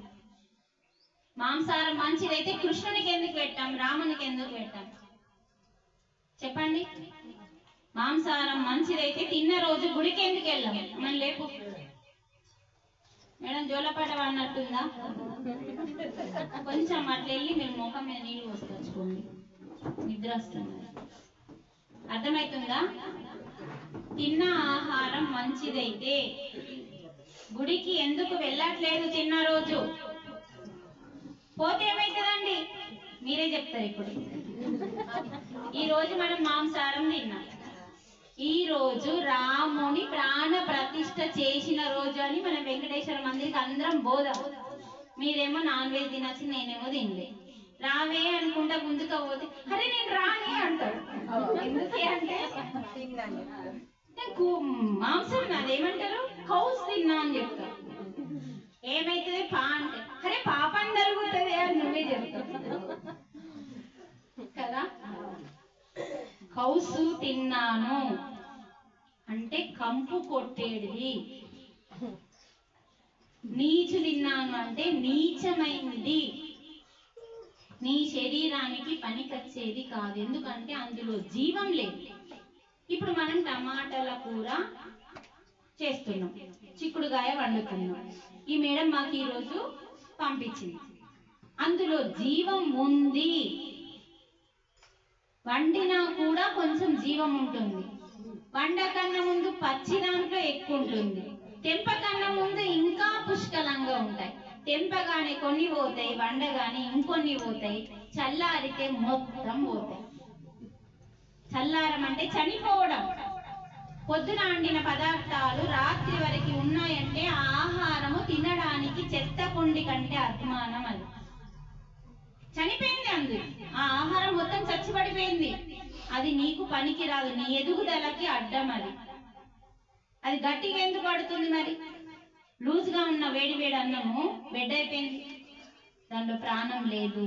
అందుకనే మాంసం కూడా అంతే. చచ్చిపోయిన దాన్ని తినడం వల్ల మన ఎదుగుదల, ఆత్మ ఎదుగుదల ఆగిపోయి పరమాత్మకి దూరం అవుతున్నాము. మీరేమనుకుంటాం, ఓ మేము దీపం పెడతాం, అఖండ దీపం పెడతాం, కోకండ దీపం పెడతాం, 1,00,000 దీపాలు పెడతాం, 1,00,000 దీపాలు పెడతాం. అసలు దీపం పెట్టారు కానీ ఆరిపోయే దీపాలు పెడతారు మీరు. ఆరిపోని దీపమే ఆత్మ దీపము. ఆరిపోయే దీపాలు పెట్టాం, కార్తీక దీపాలని. ఆరిపోయే దీపాలు 1,00,000 పెట్టినా 10 కోట్లు పెట్టినా ఆరిపోకుండా ఉంటదా? మరి భగవంతుడు ఆరిపోని దీపాన్ని నీ లోపల పెట్టిండు. ఆయననే వచ్చి కూర్చున్నాడు పెట్టుడట గంగల ఓలింకా. సాక్షాత్తు ప్రకాశమే నీ లోపల వచ్చి కూర్చున్నాడు. ఆ ప్రకాశాన్ని వెలిగించే మార్గమే ధ్యానం, ధ్యానం, ధ్యానం. శ్వాస మీద ధ్యాస అని ధ్యానం. నాకు చప్పట్లు అర్థం, మీరు ఆచరిస్తే చాలు. 3 రోజుల నుంచి గొంతు ఇంచుకొని అరుస్తున్నా. ఆచరించండి ఆనందంగా, ఆరోగ్యంగా. ఇంతకన్నా భాగ్యం అసలు ఏమీ లేదు సృష్టిలో. ఆనందం, ఆరోగ్యం. ఆరోగ్యం ఉంటే ఆటోమేటిక్ గా ఆనందం వస్తుంది. అందుకనే నీ అంతరంగాన్ని శుద్ధి చేసి ఆకైనా పెట్టినా, అర్థమైంది ఇప్పుడు మేడం, ఆకు పెట్టినా ఒప్పుకుంటాను అన్నాడు. మరి ఆకు, పత్రము అంటే మనస్సు. గుర్తుంచుకోండి, పత్రం పుష్పం అనగానే పత్రి, పువ్వు అనగానే పువ్వు, ఇవి కాదు పెట్టేటి. పత్రం పెట్టమంటే మీ మనస్సుని ఫస్ట్ శూన్యం చేయడం దాని అర్థం. ఎంత అద్భుతమైన శ్లోకం అంటే ఇది. ఏ ఒక్కోనికి అర్థం కాదు. బ్రహ్మర్షి పితామహ పత్రిజీ చెప్పేంత వరకు ఈ శ్లోకం అర్థం కాదు. ఒకప్పుడు ఎవరైనా ఇదే తప్పు చేస్తామండి, చేసినాము ఓకే సరే, తెలుసుకునే స్థితిలో మనం ఉన్నప్పుడు, వచ్చినప్పుడు మనం పాటించాలి. అంటే ఇక్కడ ఏం చెప్తుండ్రు, లాస్ట్కి ఏం చెప్పినా నేను, అంతరంగం శుద్ధితో. నీకు అంతరంగం శుద్ధి దిక్కు లేనప్పుడు నువ్వు ఎన్ని 108 పత్రిలట, 1,00,000 పత్రిలట, పత్రిలు అక్కడ గుమ్మరిస్తే అయిపోయానుకుంటాం. అంతరంగం శుద్ధితో వట్టి నీళ్లు పోసినా స్వీకరిస్తాను అంటున్నాడు. తోయం అంటే ఏంటిది? అదే. అందుకని ఇక్కడ ఏమంటుండంటే ప్రయతాత్మనః. ఈ పదం గట్టిగా పట్టుకోండి. ప్రయతాత్మనః అంటే నీ శుద్ధ అంతరంగము, శుద్ధమైన అంతరంగముతో ఆకును పెట్టు, స్వీకరిస్తా. మరి ఫస్ట్ మనం ఏం చేయాలి? ఆకును పెట్టన్నా అంతరంగాన్ని శుద్ధి చేసుకోన్నా. మనం ఏం చేస్తున్నాం? ఆకులు, పువ్వులు అన్ని పెడుతున్నాం, కానీ నాకైతే దేవుడు ఏమి ఇస్తలేడు. ఇక శివుని గుడిలో చూడాల, పాపం ఊపిరి కూడా ఆడదు శివునికి. అభిషేక ప్రియుడు అంటాడు. కానీ అభిషేక ప్రియునికి ఎలా చేయాలంటే అంతరంగం శుద్ధి చేసుకోవాలి ఫస్ట్. అంటే మైలగా ఉన్న మనస్సుని శూన్యం చేయాలి. ఫస్ట్ శుద్ధి అవుతుంది. ఫస్ట్ చంచలం, తర్వాత నిశ్చలం. అంటే చంచలంగా పరిగెడుతున్న మనస్సు ధ్యానం ద్వారా నిశ్చల స్థితికి వస్తుంది. ఇలా చేయగానే అలా రాదు. 41 రోజు ఒక దీక్ష లాగా పట్టండి. అంటే దీక్ష అంటే మళ్ళీ సన్నీళ్ళు స్నానం, చెప్పులు లేకుంటుడు ఇట్లాంటి ఏముండయండి మన దాంట్లో. అన్ని పాటించవచ్చు. కాకపోతే క్రమం తప్పకుండా ధ్యానం, క్రమం తప్పకుండా స్వాధ్యాయం, క్రమం తప్పకుండా సజ్జన సాంగత్యం చేస్తూ మనం 41 డేస్ ఏ స్థలంలో కూర్చున్నాము, రోజు మీ ఇంట్లో ఏ టైంకి స్టార్ట్ చేసినావు, ఈ 2 పాటిస్తే చాలు. టైం, స్థలం. ఏమైతుంది? ఆ స్థలం శక్తిగా మారిపోతుంది. నీ ఇంటిని రక్షించే స్థలం శక్తిగా మారిపోతుంది. అది 41 రోజు మనం ఒకే జాగలో చేసి చూడండి. ఆ ఒక్క స్థలమే నీ ఇంటికి శ్రీరామ రక్షగా మారుతుంది. నీ ధ్యానం. మా ఇంటికి ఎవరు వచ్చినా, మీ ఇంటికి వస్తే ఒక దేవాలయంకి పోయినట్టు అలా అనిపిస్తుంది అనేలాగా మనం ఇంటిని మార్చచ్చు. అంత శక్తి ధ్యానానికి ఉంది, అంత శక్తి నీకుంది ఫస్ట్. కానీ ఆ ధ్యానం మీద, నీ మీద నీకు నమ్మకం లేదు. ఉందా? ఫస్ట్ మన మీద మనకు నమ్మకం, మనలో ఉన్న టాలెంట్ అంత గొప్పది. ఇప్పుడు మనదే ఉత్తమమైన జన్మ అని చెప్తాం కదా, ఇంతకన్నా ఉత్తమమైన జన్మ ఏదన్నా ఉందా? ఉందా? లేనప్పుడు మరి మనకే సాధ్యమవుతుందా? ఇంకోళ్ళని ఉన్నారు సాధ్యం చేసేటోళ్ళు కదా? మనకంటే ఇంకా గొప్పది లేదు. తర్వాత పరమాత్మనే. ఇక పరమాత్మకి అంటే నరునికి నారాయణునికి ఉన్న మధ్యలో ఎవ్వరు లేరండి. నరునికి నారాయణునికి మధ్యలో వేరే వాళ్ళు ఎవ్వరు లేరు. మూగ జీవికి లేని అర్హత మనకుంది కాబట్టి ప్రతి మూగ జీవి అడ్డంగా ఉంటాయి, మనిషి మాత్రం చెట్టులాగా నిటారుగా ఉంటాడు. కాబట్టి ఆ నిటారుగా ఉన్న ప్రతి మనిషికి చేసే శక్తి ఉంది. అందుకని పత్రం, పుష్పం, ఫలం, తోయం ఏదన్నా పెట్టు, దానికంటే ముందు నీ అంతరంగాన్ని శుద్ధి చేసుకో. అంతమందమే శుద్ధి అయితే కాదు, కేవలం ఆ గుడి మెట్లు ఎక్కినంత సేపే శ్రీరామ ఓం నమ శివాయ, శ్రీరామ ఇంతే సరిపోదు. నువ్వేం అనాల్సిన అవసరం లేదు. శ్రీరామాద్దు ఓం నమ శివాయ ఏం అనాల్సిన అవసరం లేదు. అంతరంగం శుద్ధి అయితే చాలు చాలు అంటుంది ఈ శ్లోకంలో భగవద్గీతలో. అందుకని అంతరంగాన్ని శుద్ధం చేసుకోగలిగిన వాడు మాత్రమే పెట్టే అర్హుడు అని కూడా రాసి ఉంది. కావాలంటే ఇప్పుడు ఇక్కడికి వచ్చి చదవండి. ఎవరు వస్తారు రండి. ఆ అంతరంగాన్ని శుద్ధం చేసుకోగలిగిన వాడు మాత్రమే పెట్టే అర్హత ఉంది అంటున్నాడు ఇక్కడ. అందుకేనండి భగవద్గీత చదవాలి. అప్పుడు సునీతా మేడంతో పనే లేదు. నేను చదువుతాను కాబట్టి, నెత్తికి ఎక్కించుకుంటాను కాబట్టి ఈ యజ్ఞాలు చేయడం జరుగుతుంది. ఇప్పుడు చెప్పండి, అంతరంగం శుద్ధి చేసుకునేంత వరకు నీకు పెట్టే అర్హత లేదు, పత్రం పెట్టే అర్హత లేదు. పత్రం అంటే మనస్సుని శుద్ధి చేసుకోవడం. శుద్ధి చేసిన నీ మనస్సుని పరమాత్మ పాదాల దగ్గర పెట్టు. పుష్పం అంటే అది వికసిస్తుంది కదండి, అలాగే నీ బుద్ధిని, వికసించిన నీ బుద్ధిని, మనస్సు ఎప్పుడైతే శూన్యమై శుద్ధి అయి శూన్యమైతుందో బుద్ధి అనేది మెల్లిగా వికసిస్తుందండి. అది జరిగితే చాలు ఇది తెరుచుకుంటుంది బుద్ధి. అలాంటి పుష్పం లాగా వికసించిన బుద్ధిని, అందుకే పుష్పంతో పోల్చిండ్లు బుద్ధిని. ఒక రోజు మొగ్గగా ఉన్న పుష్పము ఇంకో రోజు వికసిస్తుంది, అందుకని దాంతో పోల్చింది. మీరు దాన్ని ఏమంటారు? తేనెటీగ. అదేం చేస్తుందంటే ఒక పుష్పం మీద ఇట్లా ఆలనట్టే ఆలుతుందండి. కొంచెం మకరందాన్ని తీసుకుంటుంది, అది మొత్తం తీసుకోదు, వేరేళ్ళకు ఉంచుతుంది. వేరే బటర్ఫ్లైకి, వేరే ఏమంటాం తేనెటీగలకి ఉంచుతారు. ఒకటేసారి అది మొత్తం తీసుకున్నది అనుకో, పాపం ఆ పుష్పం అప్పుడే చచ్చిపోతుంది. పుష్పాన్ని చంపడానికి వెళ్ళట్లేదు, అది తన దాహాన్ని తీర్చుకోవడానికి. మకరందమే దాని ఆహారం కాబట్టి కొంచెం మకరందాన్ని తీసుకొని మళ్ళీ వేరే పుష్పం నుంచి మళ్ళీ కొంచెం, మళ్ళీ అన్ని పుష్పాల మీద వాలి అలా కొంచెం కొంచెం తీసుకుంటుంది. అంటే మళ్ళీ వేరే వాళ్ళకి అవకాశం ఇస్తుంది. అక్కడ మనం దాని దగ్గర నుంచి నేర్చుకోవాల్సిన పాయింట్ అది, మకరందం నుంచి. అలా మనము ఈ పత్రం, పుష్పం, ఇది మనకి 9వ అధ్యాయం అండి. 9వ అధ్యాయంలో చక్కగా 26వ శ్లోకం. ఇందాక మనం నేర్చుకున్న అధ్యాయం పేరు ప్రతి జీవిలో నేను ఉన్న పరమాత్మ ఉన్నాడా లేదా అని స్పష్టం చేసుకోవడానికి 10వ అధ్యాయంలో పరమాత్మ 20వ శ్లోకంలో చెప్పిండు. టైం ఎంత అవుతుంది?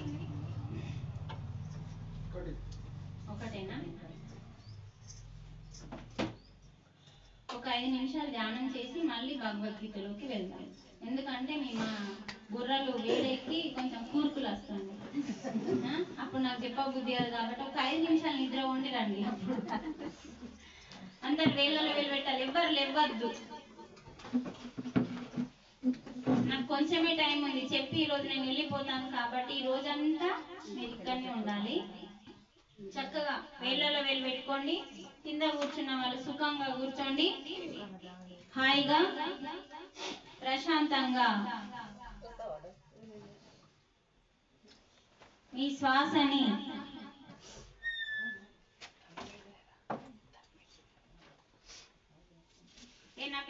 మెడిటేషన్ వచ్చినట్టు కొంచెం ఒక నిమిషం వీడియో తీసి ఇచ్చి పోదురా. హాయిగా ప్రశాంతంగా కళ్ళద్దాలు తీసేయండి. పాదాలు క్రాస్ చేసుకోండి. పాదం విడిగా కాకుండా క్రాస్ చేసుకొని తగలద్దమ్మా. నువ్వు మధ్యలో కూర్చున్నావు మేడం, మీరు లేవండి. చూడండి, మీరు ఆమె తొడ మీద ఈమె తొడ మీద కాలు పెట్టేసింది. లేవండి, రండి ముందుకు రండి. అమ్మ కాలు క్రాస్ చేసుకో, పాదాలు క్రాస్ చేసుకోండి. అందరూ చక్కగా కొంచెం శ్రద్ధ పెట్టండి. ఆ పెట్టుబడి చాలా ముఖ్యం. శ్రద్ధ అనే పెట్టుబడి చాలా ముఖ్యం కాబట్టి ఫస్ట్ ఇక్కడ అది ఆఫ్ చేసిరా. ఫస్ట్ ఇక్కడ నుంచి అది తీసుకో. గుడికొనోళ్ళే పాపత్తులు ఉన్నట్టున్నారు.